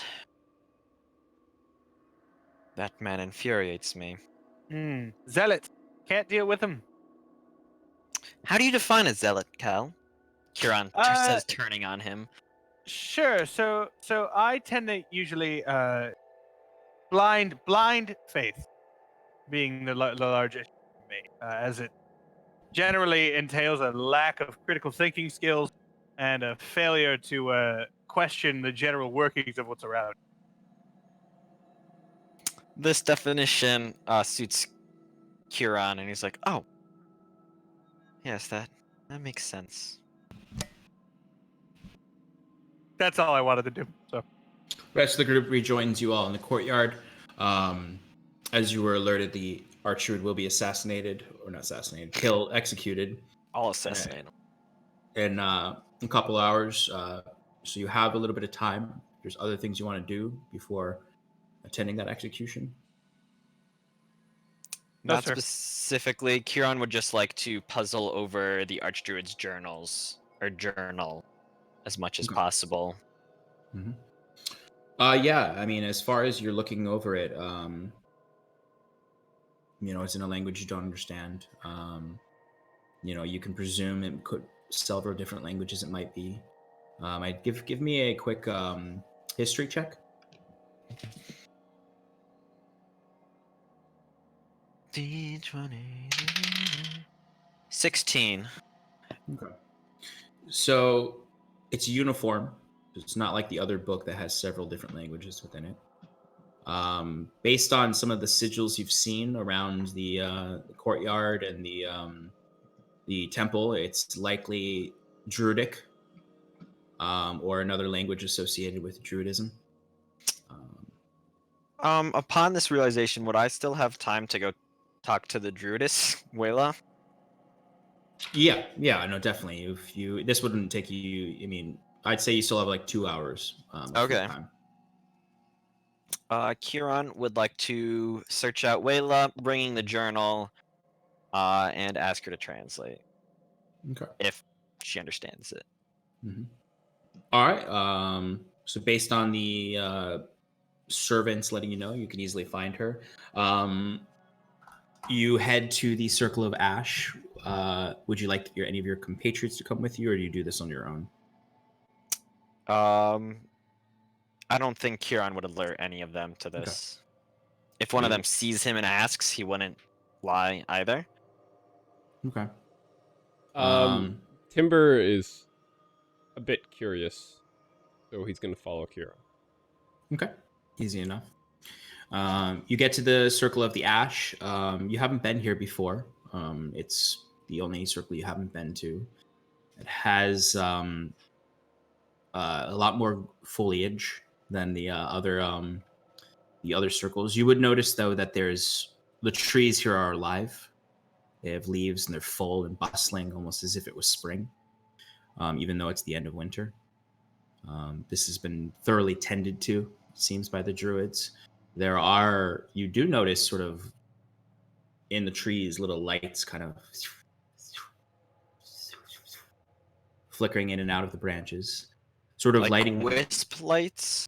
They are wisp-like. You're not sure if they're the same thing you fought in the basement, but they appear similar in the sense of these little lights that are dancing about in the trees.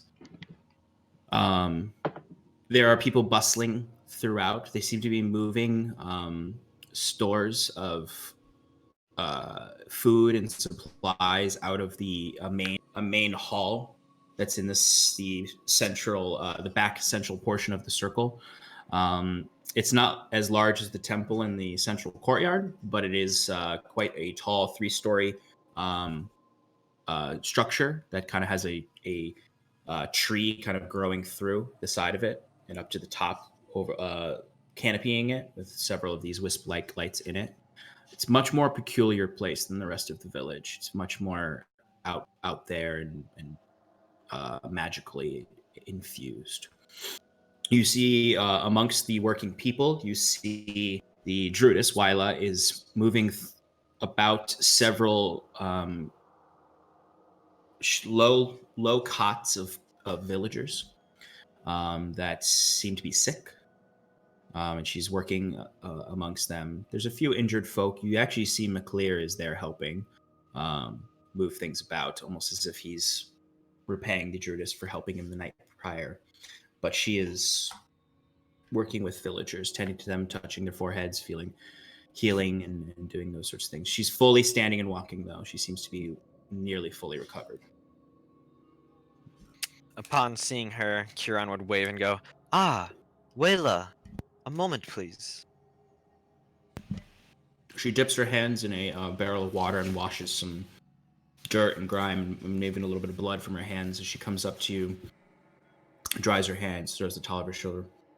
Yes, of course, Kieran.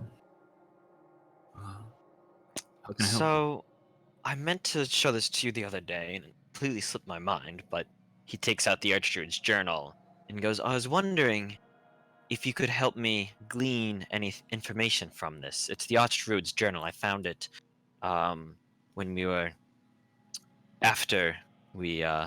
before we rescued you, after we defeated him. We were searching the temple." She takes the book from your hands and runs her fingers over the binding in the front, and it's sort of a moment where she's sort of lost in thought at it, kind of holding the thoughts of her oppressor. She opens it and the pages creak and she looks through it. Of course, this is Druidic with a few passages in what I presume is Sylvan. I'm not as fluent in Sylvan, but I can certainly read the Druidic. If you'd like, I guess I can take a look. Is there any... I appreciate anything, starting the beginning or the end. I don't know where they put the most useful information, main villains and all that. As she's sort of looking through, she's like, I suppose I can start the most recent entries. She sort of like finds the last entry and sort of take some time. I can see if there's anything I discover from it. Come back Of course, while you tomorrow, do that, perhaps. I would be more than happy to help assist with the healing, the tending here. I believe Ilivana's blessings may help. Of course. We'll accept any help we can get. These people are very sick. I presume it's something to do with. I hope at least it's not, but it could be something to do with the Archdruid. Several people coming in sick from the outer villages and town folk here. What kind of symptoms do they exhibit? With extraordinary high fevers, clawing at their own skin, saying it burns, itches. I'm concerned, of course, and I hope that this is isolated, but if it gets worse, it could be bad. It could sweep through. It's not a good time for that, as the folks here need to be ready for spring, ready to plant, sow, and harvest. Kieran looks down at Timber and says, "It looks a lot like the symptoms that the fungus zombies exhibit after someone gets infected with the spores. We may be dealing with that." Well, perhaps I can see if there's any samplings left. Do you know what happened to the fungus zombies that were beneath the druid temple that you were kept in? They would have been on the other side in a long passage, and there was magical darkness inside of it. I don't know. This is only the first day that I've been out Yes, of course. Apologies. of the infirmary. I can't help much there. I can look into it for you, perhaps. I would in appreciate. addition. I prayed last night, as I said I would. Thought deeply, trying to remember whatever I could. You asked for more information. The only thing I could glean from my blurry thoughts is somewhere the Archdruid used to go. He used to go there long before the mask he wore and experiments. Where's my notes? It was outside of Magin's Set. It was closer to Bracken Hill, where Odahan is from. I remember someone telling me it's where Olin was from. But he would disappear for weeks and go there before my prison. It's an I'm old sorry. tower. What An was old- it called? I don't know if it had a name. It was an old tower. Or at least that's what I was told. Property, perhaps. But he would go there for weeks. And come back energized. I presumed he just lived within the hall in the temple. But perhaps this was a home for him. Away. When I know it's near Bracken Hill, that's all I know. Well, I appreciate the help. Again, thank you. Timber, I'm going to stay here and assist the Druidess with tending to the villagers. I'm not sure what you want to do. So, Sean, Yes. are the people around? How many have seen Timber? Less of the people here than in the hall, because these are just villagers mostly. The Wyla saw you, so she sort of occasionally looks down at you knowingly. She's not scared like the others. As a druid, she's familiar with transformations. But no one really here would have seen you other than maybe McLear, who gave you that big hug. Yeah, drunkenly. But he might not remember that. He might think he misremembered it, but the general villagers don't know. They just know he was. Is there like a corner or a nook that's empty? That like there's a lot of nooks and corners here that would definitely be empty. You can easily find a street place. I would like to bite a piece of clothing that Kieran is wearing and try to drag him in that direction. Kieran would not resist and go, "Excuse me," to Wayla as he's dragged off. Sort of in that trance-like state she was in, thinking about the archdruid and the things she's remembering. It breaks her from it, and she sort of smiles knowingly and nods to Timber, kind of, and then returns to her work. I'm gonna transform when we get to that nook. And okay. Easy enough. Yoron, I believe I can help these people. Really? Ask around for some mandrake root. Mandrake root, right. And Anything else? No. We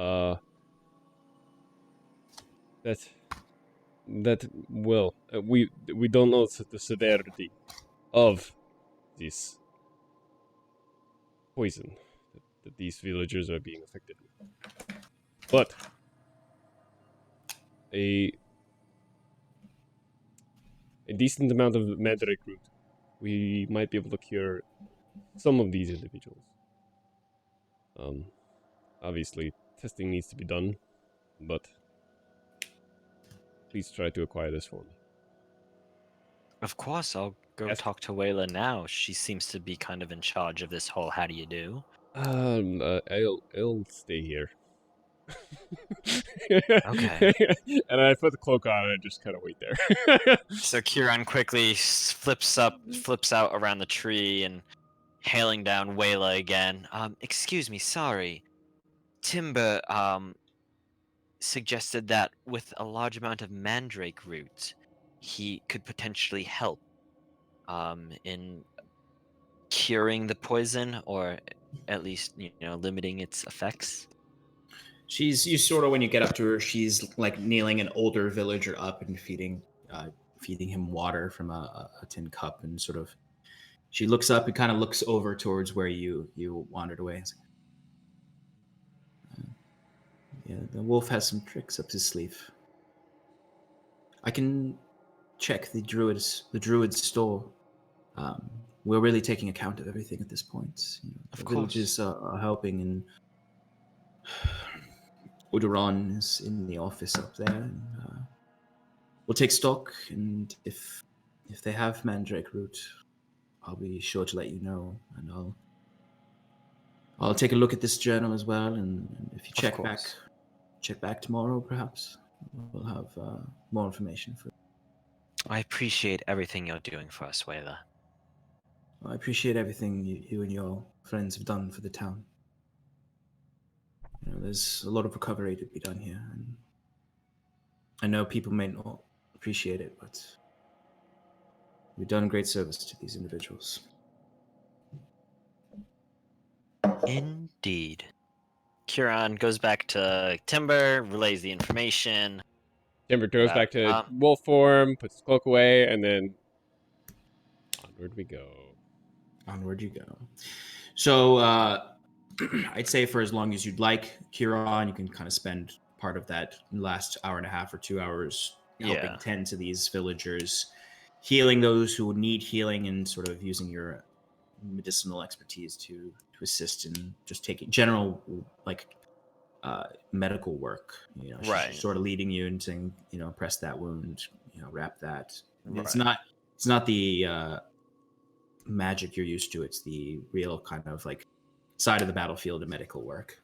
Right. Well, I mean, I still have a +5 modifier to medicine, so So you know what you're doing for the a most little part. bit, just a A little. little bit, just a little bit.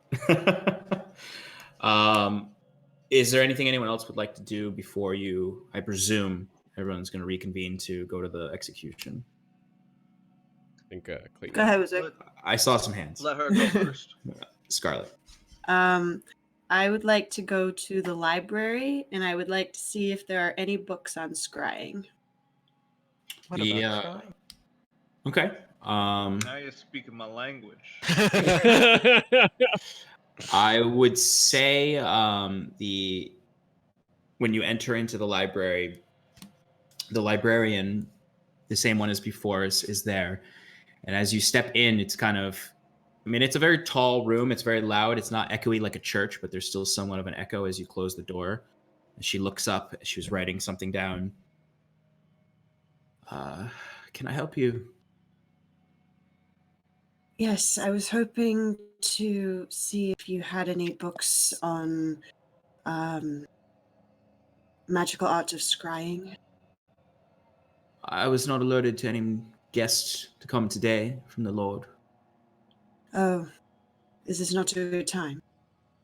We don't usually allow anyone to enter these and read the Lord's collection. Oh, I'm terribly sorry. I didn't mean to intrude. If you give me just a persuasion check, just for your politeness.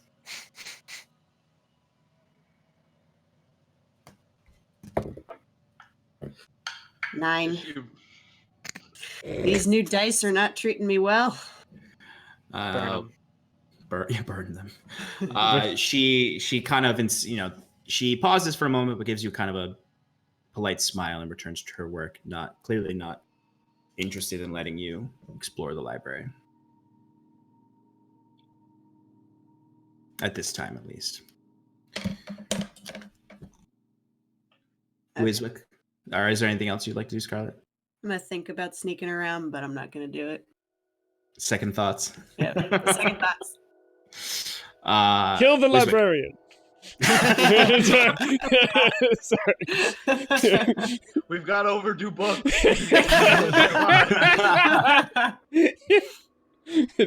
Cal still hasn't given back his language book. Yeah, technically, you guys do have overdue books. I was gonna say, like, you know what, we'll save it for later. I want to go up to Cal. Okay.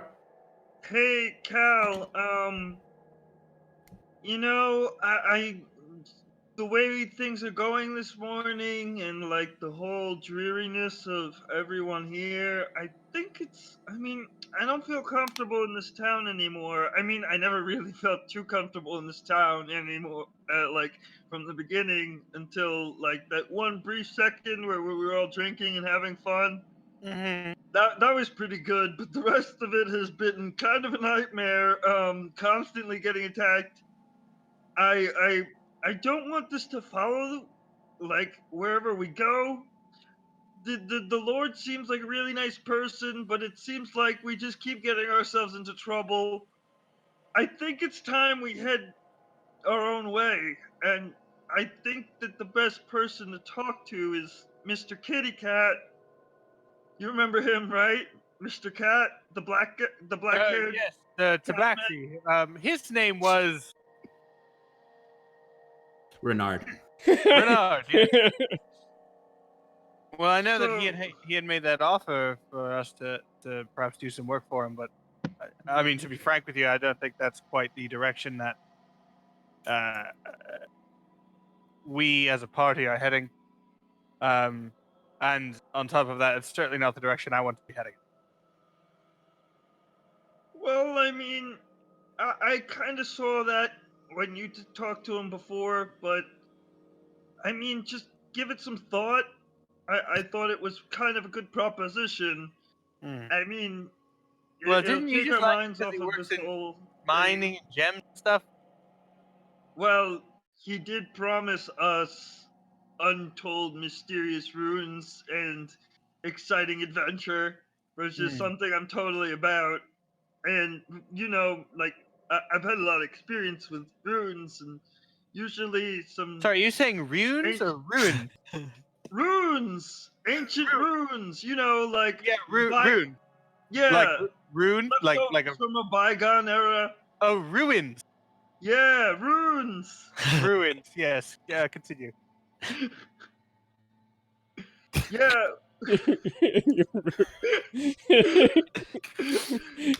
So yeah, I really kind of want to explore those places he was talking about, and I mean, dude, what is there? What were you planning on going and doing? Like, do you have a better proposition? No, I suppose I don't.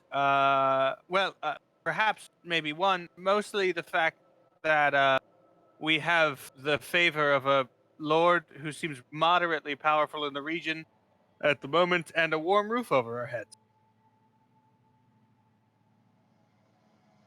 I mean, I didn't I didn't come out here from my hometown to just settle down in some random village.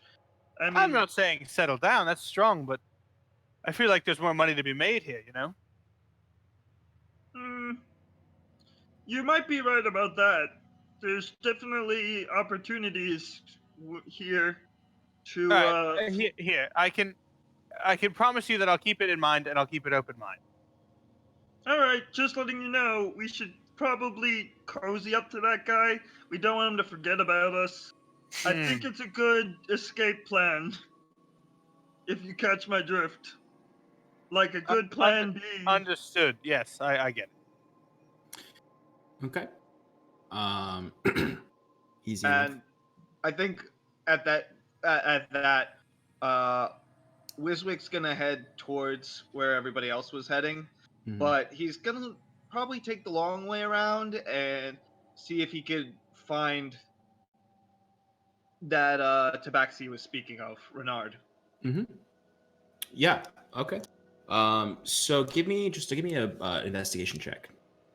Yeah, I think that mostly he wouldn't actually just like walk around aimlessly. He'd probably ask a few guards before he left. That's about it. Definitely. A 3 plus. I actually have good investigation, but I don't think it's gonna help much. 9 total. Okay. So I thought it was +9 also. Okay. So generally, you get from guards, you don't get an exact kind of like where he hangs out or what he where he is currently. There's a few. You hear a few that say, "We're not so sure where he is. We know he's meeting with the Lord further tonight." But what you can gain, all you can at least gain, is that he's not leaving just yet. So he's still around, but he can't find him exactly. If I could speak to Cal one more time. Okay.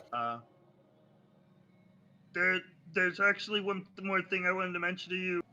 I don't know what they were arguing about, the Lord and the captain before we came in.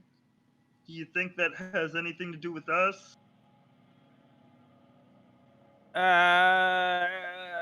Either that or there's a outcry against the Archdruid for the execution, and I do know that the Lord had originally said that he required permission from his liege to execute the Archdruid. So perhaps the captain was cautioning him against acting without that. It could have been. It's possible. The answer is it's possible. I don't know, but I do think there's several other things other than us that could be the cause of that as well. Okay. I'm just looking out. No, Anything. you're totally right, and it's definitely something to keep an eye on. Why don't you send Jet around to their office window, see what he can hear? Well, last time I tried to do that, he got thrown like stones at him, And this time they've got heavy crossbows. So, That's fair. yeah, that might not be the best idea. Wait, is Jet a living creature? This is I don't I don't really. We've had this magic is not- conversation before, Cal. I actually don't remember He's that. my familiar. He Okay. doesn't need to eat. He doesn't need to sleep. He's But a magical crossbow bolt- being. Crossbow bolt is a bridge too far. Yes, a crossbow bolt will kill him, and I will need to summon another one. And it's So quite costly. Oh, okay. That's an endurance thing. Wiswick Okay. spends time explaining familiars to you again. But easy enough. Kind of the hours pass. Curon Wyla thanks you for your duty, promises that she will research into what you've given her, reminds you of the tower in Bracklin or Bracken Hill, not Bracklin Glen, but Bracken Hill. And Scarlet, you kind of return after wandering, trying to maybe pacing outside of the library for a little while, thinking about whether or not it's worth it after all that's happened. Timber, you return with Curon, and you all reconvene in the Circle of the Hearth, where the Lord's Hall is, and I presume begin heading towards the Court of the Ash. Okay. That'd be correct. So, just for further reference, the day has been gloomy as much as the people have been gloomy. Overcast skies. It's been drizzling here and there. The rain is starting to pick up as you approach the Glen, or not the Glen. I'm thinking of Bracklin Glen. As you approach the court, there's very few residents there to observe the execution. There's some folk there, kind of bundled together behind sort of what appears to be almost all of the guard of the town. There are other guards still posted on the ramparts and whatnot, but it's the largest gathering you've seen of the actual guards of this town, where you're finally kind of getting a glimpse for it. And it's not a lot right now. They've lost a lot of men in the last couple days. It's definitely sizable enough to patrol the streets, but they look haggard. And you see in the same place that the Archdruid himself summons that terrible elemental with his own blood, you still see that kind of gaping maw of a hole in the middle of the courtyard. As you see up above, you see the Lord is standing there, and you see the captain beside him. Curon, amongst all of this, you do notice off to the side of the upper dais where the captain is and the guard, the captain and the Lord. You notice another figure. To the if you're looking forward to your left, heavy brown cloak over them. They have salt and pepper hair. It's a man who's probably 6 feet tall. Salt and pepper hair, Caesar style haircut, very stern jaw, clean shaven, piercing blue eyes, heavy brown cloak covering his entire self. Behind him are two individuals. A young human woman who is almost as tall as this man, probably 5'10", 5'11", very strong looking. She's also wearing a similar heavy cloak. You can see sticking out of the back is the hilt of a great sword.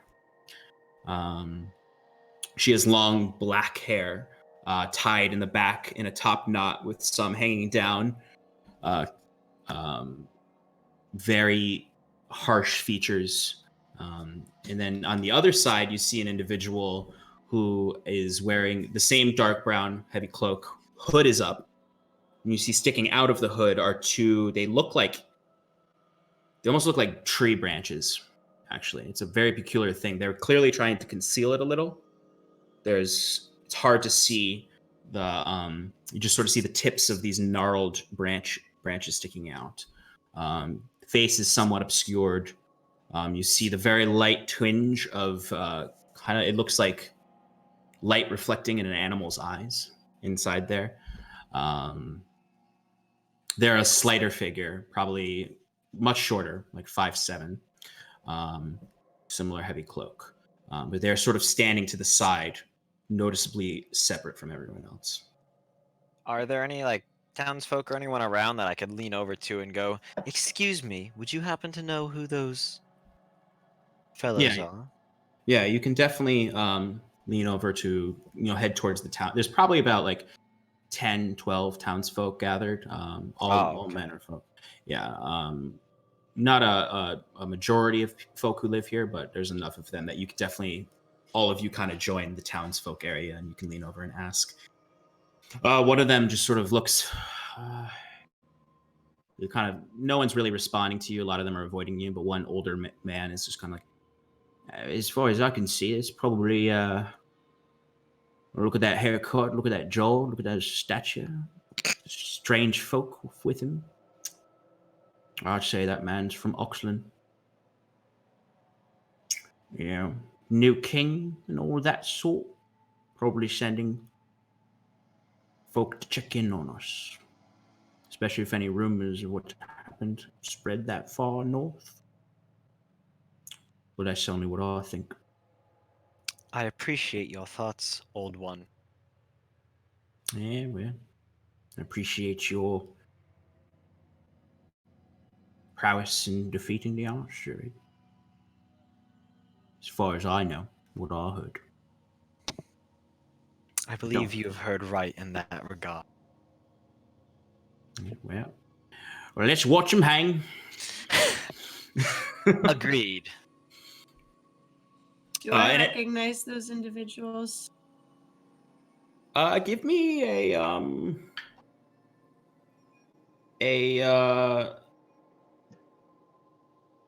wisdom check, just a straight wisdom check, or an insight check. Give me an insight check, actually. Do I reckon? No. I didn't think so. The one in the middle kind of looks like a human version of me. How do you figure? It's same hair. I mean, he doesn't have the beard. 14. I got a 14. Thanks, Jen. I would say at him saying, "Let's watch him hang." Handsome. You do notice at this point that there is a noose set up in the appropriate area. 14, you said? I would say you don't recognize who this individual is. Not at least in this current state. You do recognize that he's likely a military man from Oxland, since you've seen sort of upper crust folk from that area. Having been from Oxland, you would understand that this is definitely a very high up, potentially, or at least someone with some influence. Based on what this old man's saying, this is likely someone from Oxland. If he's here from Oxland, it's likely a coincidence that he's arriving at the same time as this happening. And that he's probably some sort of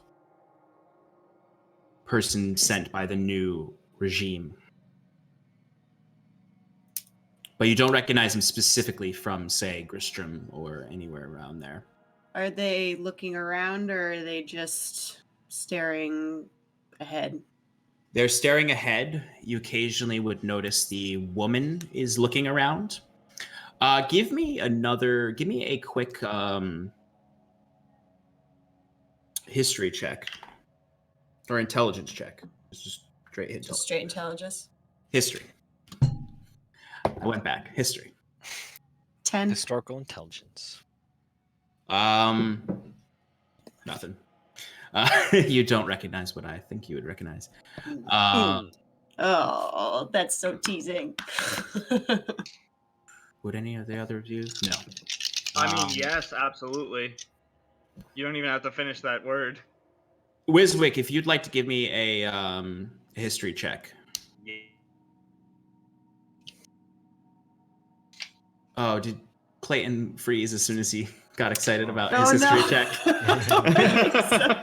No.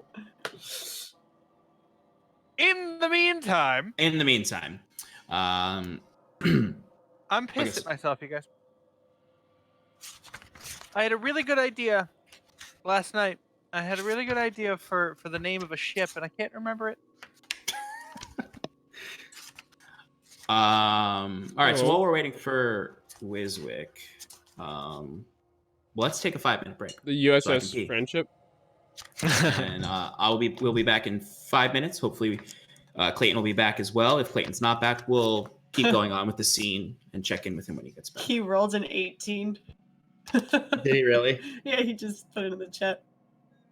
All right. Well, if he gets back in here, I'll let him know what he gleans from this individual. But let's take a real quick break. We're just gonna take a quick bathroom break, everyone. We'll be back for the end of the episode, for the last half hour or so. All right, be back, guys.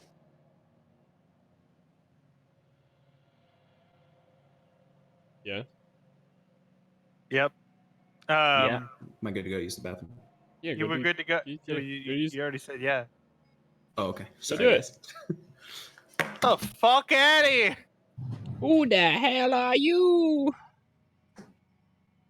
How's everybody doing? I'm okay.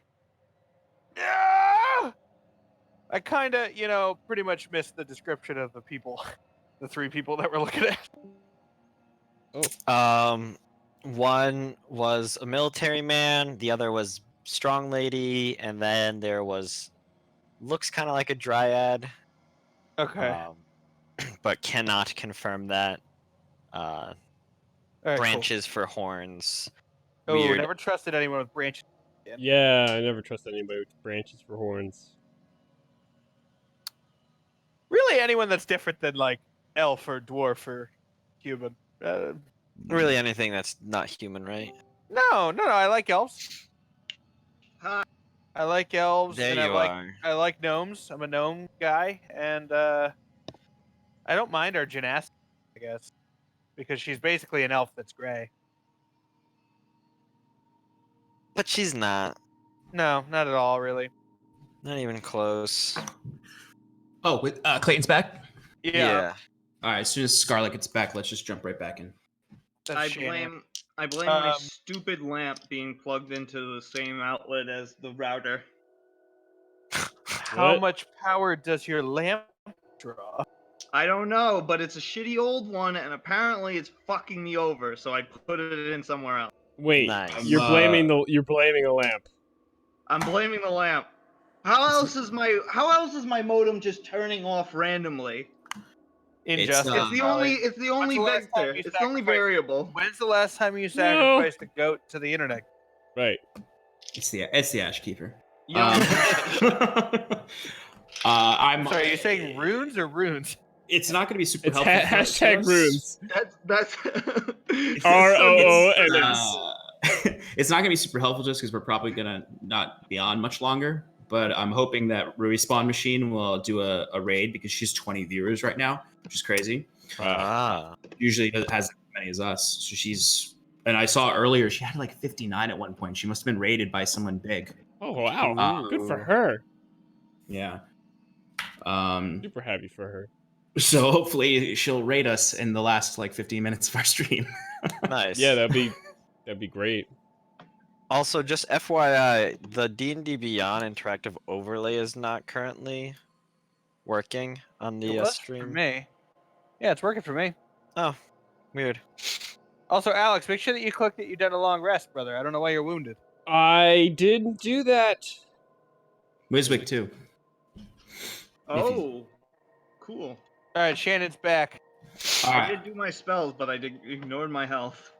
All You right. just hit long rest, dude. Let's jump back in. I'm scared.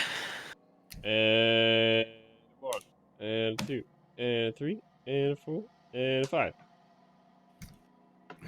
All right, everyone. Thanks for waiting for us while we took a brief break. We'll get into the last portion of the stream tonight. Wiswick, before he disconnected for a moment, was rolling a history check to see if he could glean some information about these strange new folk in the square. So what did you roll, Wiswick? That would be an 18. All right. So I would say, this is not a huge thing, but just for kind of knowledge, you look at the individual with the hood and you presume, based on the sort of branches sticking out, that this is a wood elf. That they are it's very uncommon to see them outside of Taram Ran, the last bastion of wood elves in this entire continent, that they're incredibly rare and they're not usually with officials of any kind. And it's a peculiar sight. So not dissimilar to Snurvneblin. Yeah, actually, very much so. Not Or dissimilar. Elysian. Or Elysian, yeah. Although Elysians are more numerous in the world. In the sense okay. they have more lands. Like the Wood Elves hold like a very small amount of land within the Four Crowns, the Gotcha. Crown lands. So it's very rare to find them. All right, so you're all sort of sitting and waiting. The whole crowd is waiting, kind of getting anxious. You hear that same old man that was talking to Kieran. He's like, "Bring him out already. Let's see the man hang." And the Lord is speaking with the captain as he kind of puts a hand out. He's like, "Soon enough, soon enough." As he looks back and you see Odoron, the Archdruid, coming up, kind of walking sort of in much more ceremonial looking robes than at the party.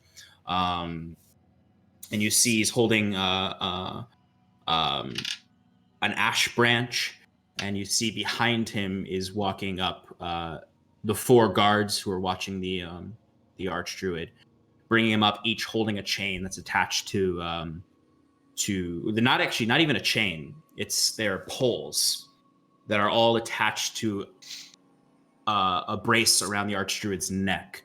So he has no control over he can't even have any slack. These are completely controlling his movement like an animal. And he's brought forward.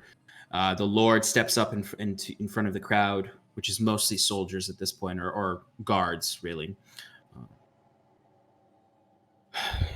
The Archdruid Olin of Bracklin Glen, member of our community for the last several years, patron of our gods in religion and faith, has betrayed every last one of our townsfolk, every last one of your families. In his dabbling in dark magics, has brought upon death and chaos, and for the murder of 7 of our young men and women. For that, he will be hanged today, until dead, his body buried in an unmarked grave. And history will forget the Archdruid Orlin, as we recover as a town. Odan, bring the prisoner forward. You see the captain steps aside. Odoron kind of comes forward and begins to mutter some words that you can't hear from where you are, presumably praying. As the guards unloose the neck, keep his hands bound behind him, and they strap the noose around his neck, which is hanging from a makeshift gibbet. Occasionally, the ash branch is sort of like tapped against the Archdruid. Lord Harrenson actually pulls the druid Odoron aside and stops the ritual, whatever ritualistic praying that's going on, and announces out to the crowd, "There will be no forgiveness. There will be no rituals or prayers for Orlin. He will see no peace in his afterlife. He will never see his Ashkeeper or experience the good grace of our beloved mother, Danu. You will never see what lies beyond this life, Olin."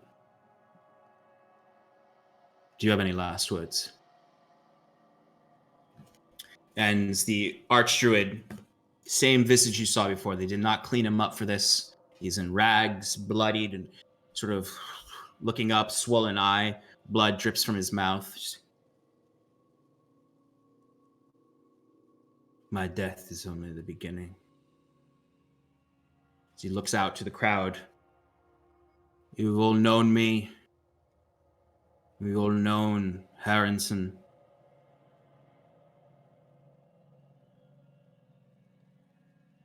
My work will continue.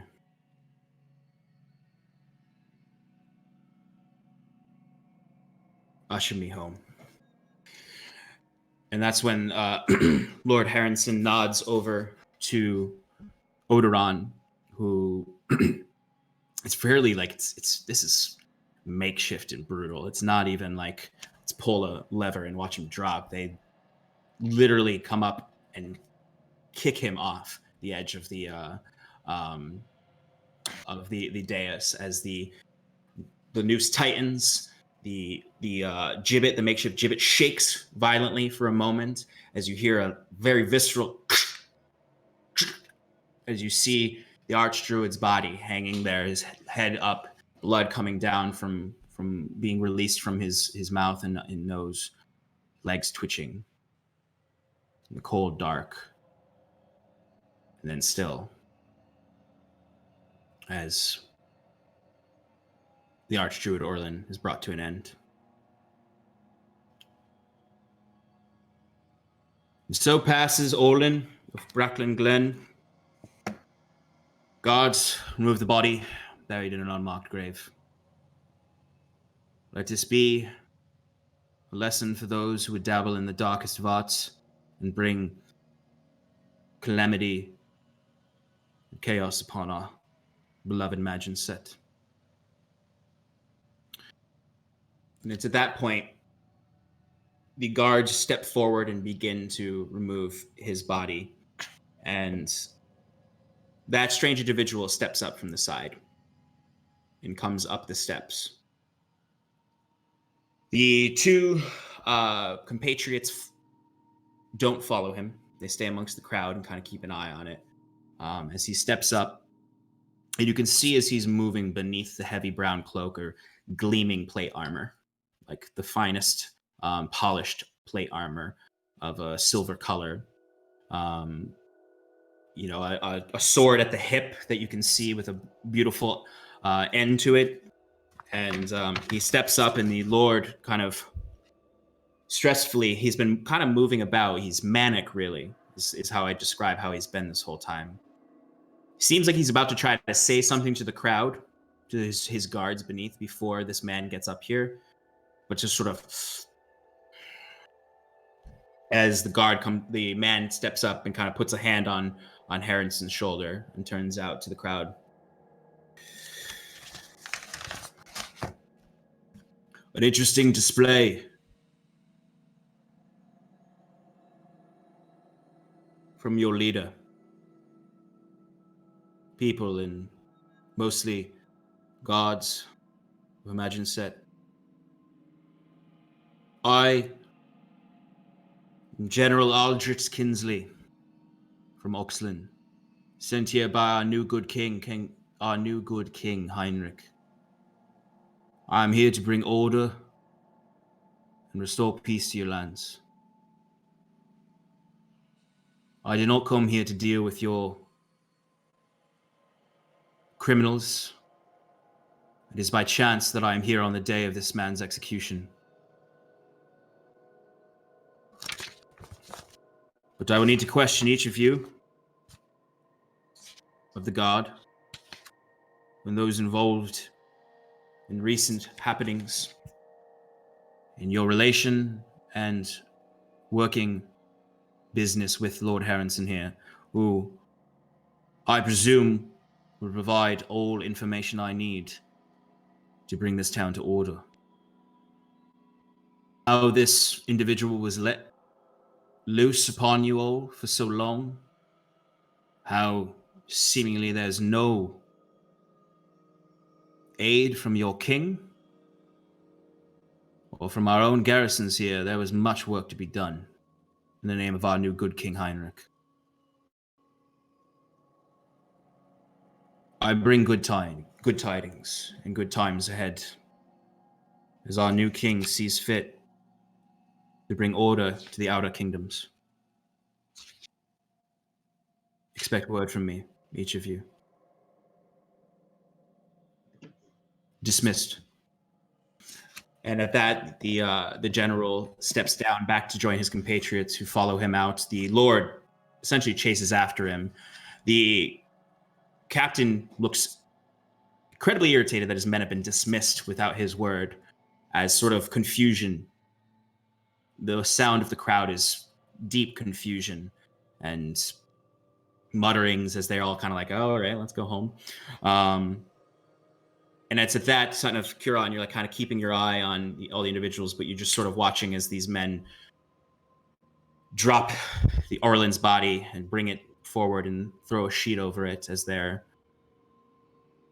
man is dead now, as far as you all know. What would you like to do? Are there any torches nearby? Yes, there are torches amongst the ramparts. There's a few guards holding torches, and there's torches ensconced. There's definitely plenty of torches around. Kieran would look for the closest, preferably on his way towards the Archdruid's body. If it's a guard holding it, he'd be, just like kind of casually like, if you don't mind, and just take it, walk to the druid's body, and just toss the torch on it. So the guards are, thrown back by it when you go to grab it. I'd say you successfully do so and drop the torch on there, and it immediately lights up the blank, like sort of the sheet they put over him. As they all kind of like step back, like uncertain. The captain nods to you though, and in understanding. What you can glean from that is not everyone's been told about what you told McClear, and McClear must have told the captain. Right.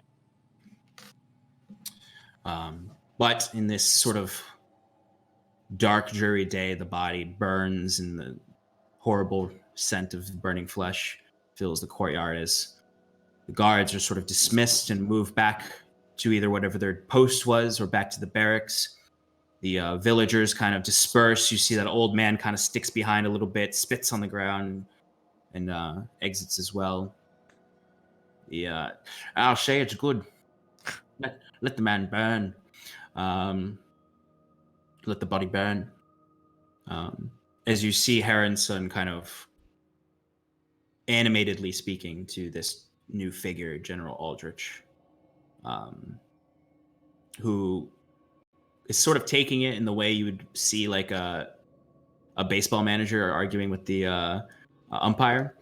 But there's a distinct moment where he drops his hand on Heronson's shoulder.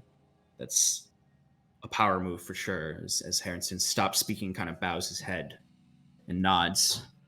And this general leads him away back, and they begin to exit the courtyard together.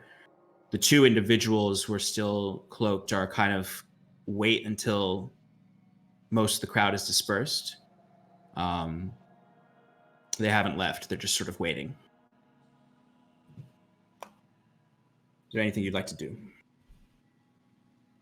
I think ever since the speech given by the general, Wiswick has been kind of just staring at Cal nervously, and maybe even during the speech and like during the whole action, it looks like Wiswick was like about to run away for a while. Like he was just backing up and like trying to be part of the crowd, like not looking conspicuous at all. Every once in a while, like taking a peek back at Cal to see what he's doing. And when the things start to die down, I think that Wiswick would go and probably just follow Cal, hide behind him, and just stay out of the view of the people wearing brown. Okay. I would have just stood there stoically listening. And then Cal would I know Kieran's a little bit farther out, and I'm with Wiswick. Scar, are you near me or are you far away? I think we're all standing in a clump, so I think I'm near you. Okay. I would turn to the gang, and I would say something like, "Well, we were involved, so I suppose let's get this sorted then. Yes." Let's get it over with. We probably would make a good impression going to find him before he has to come find us. My thoughts exactly. Wiswick, I know this makes you uncomfortable, but I think this is the right move.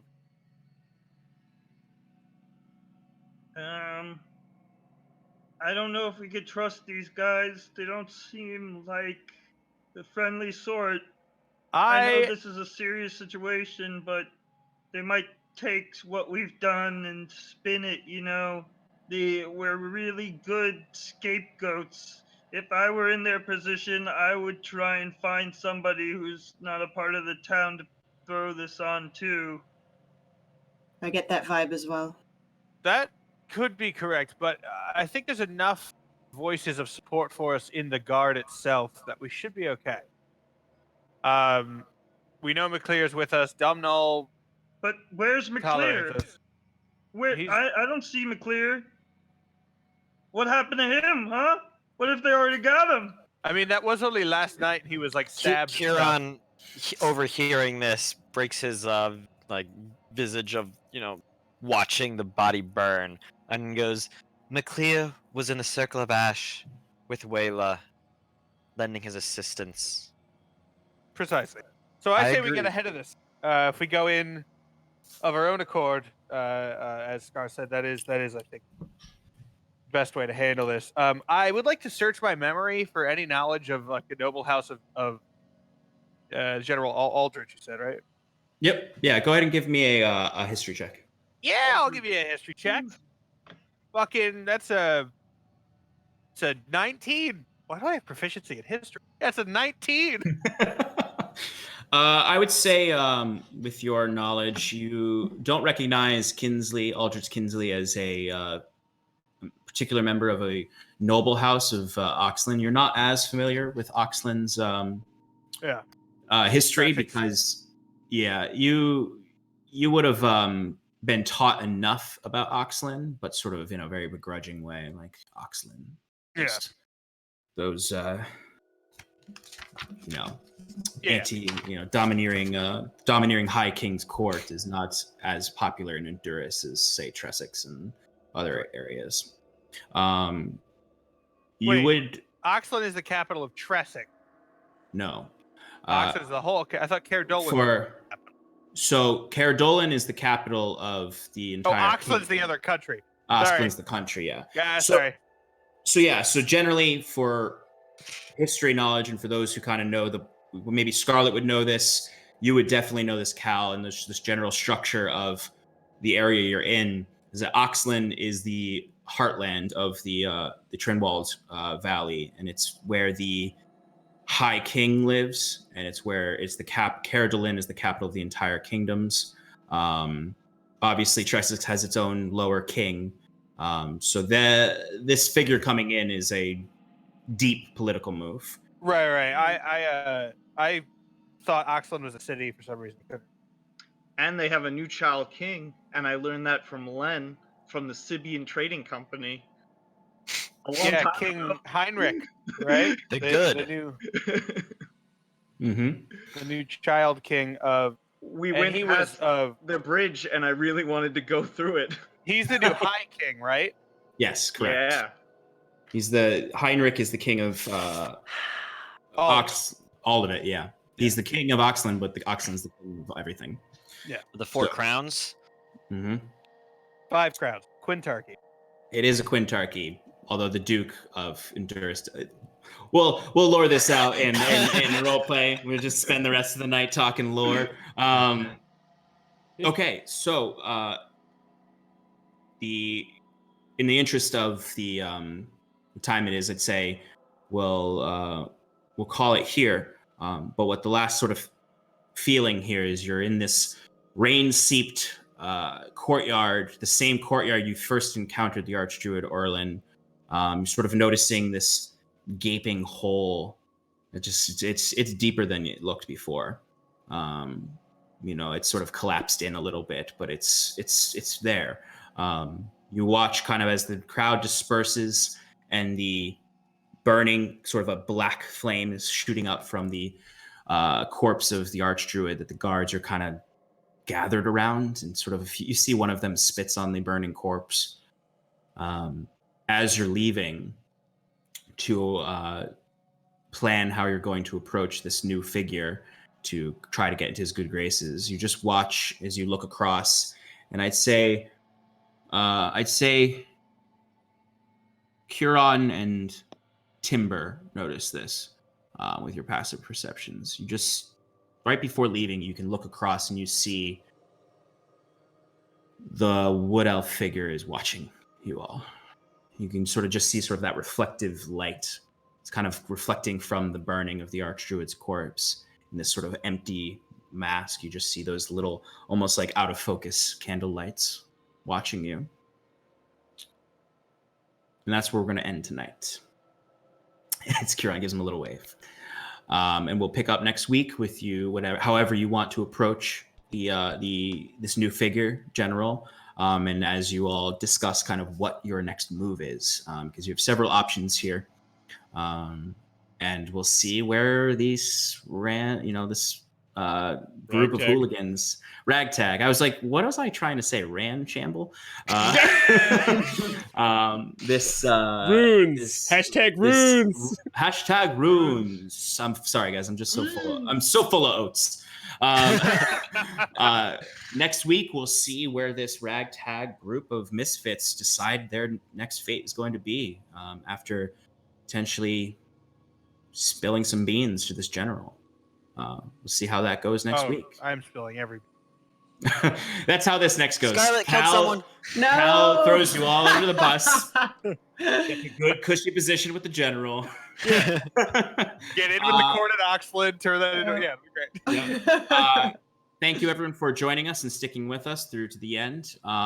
Join us again next week. More episodes keep going up on the YouTube channel. I believe episode 5 is up now, or is going to be up soon. And share it with your friends, and look forward to more announcements about potential more shows that are going to be showing on the channel. Thank you for joining us, and we look forward to seeing you next week. Thanks for joining us in Paradise. Bye. Double hand wave.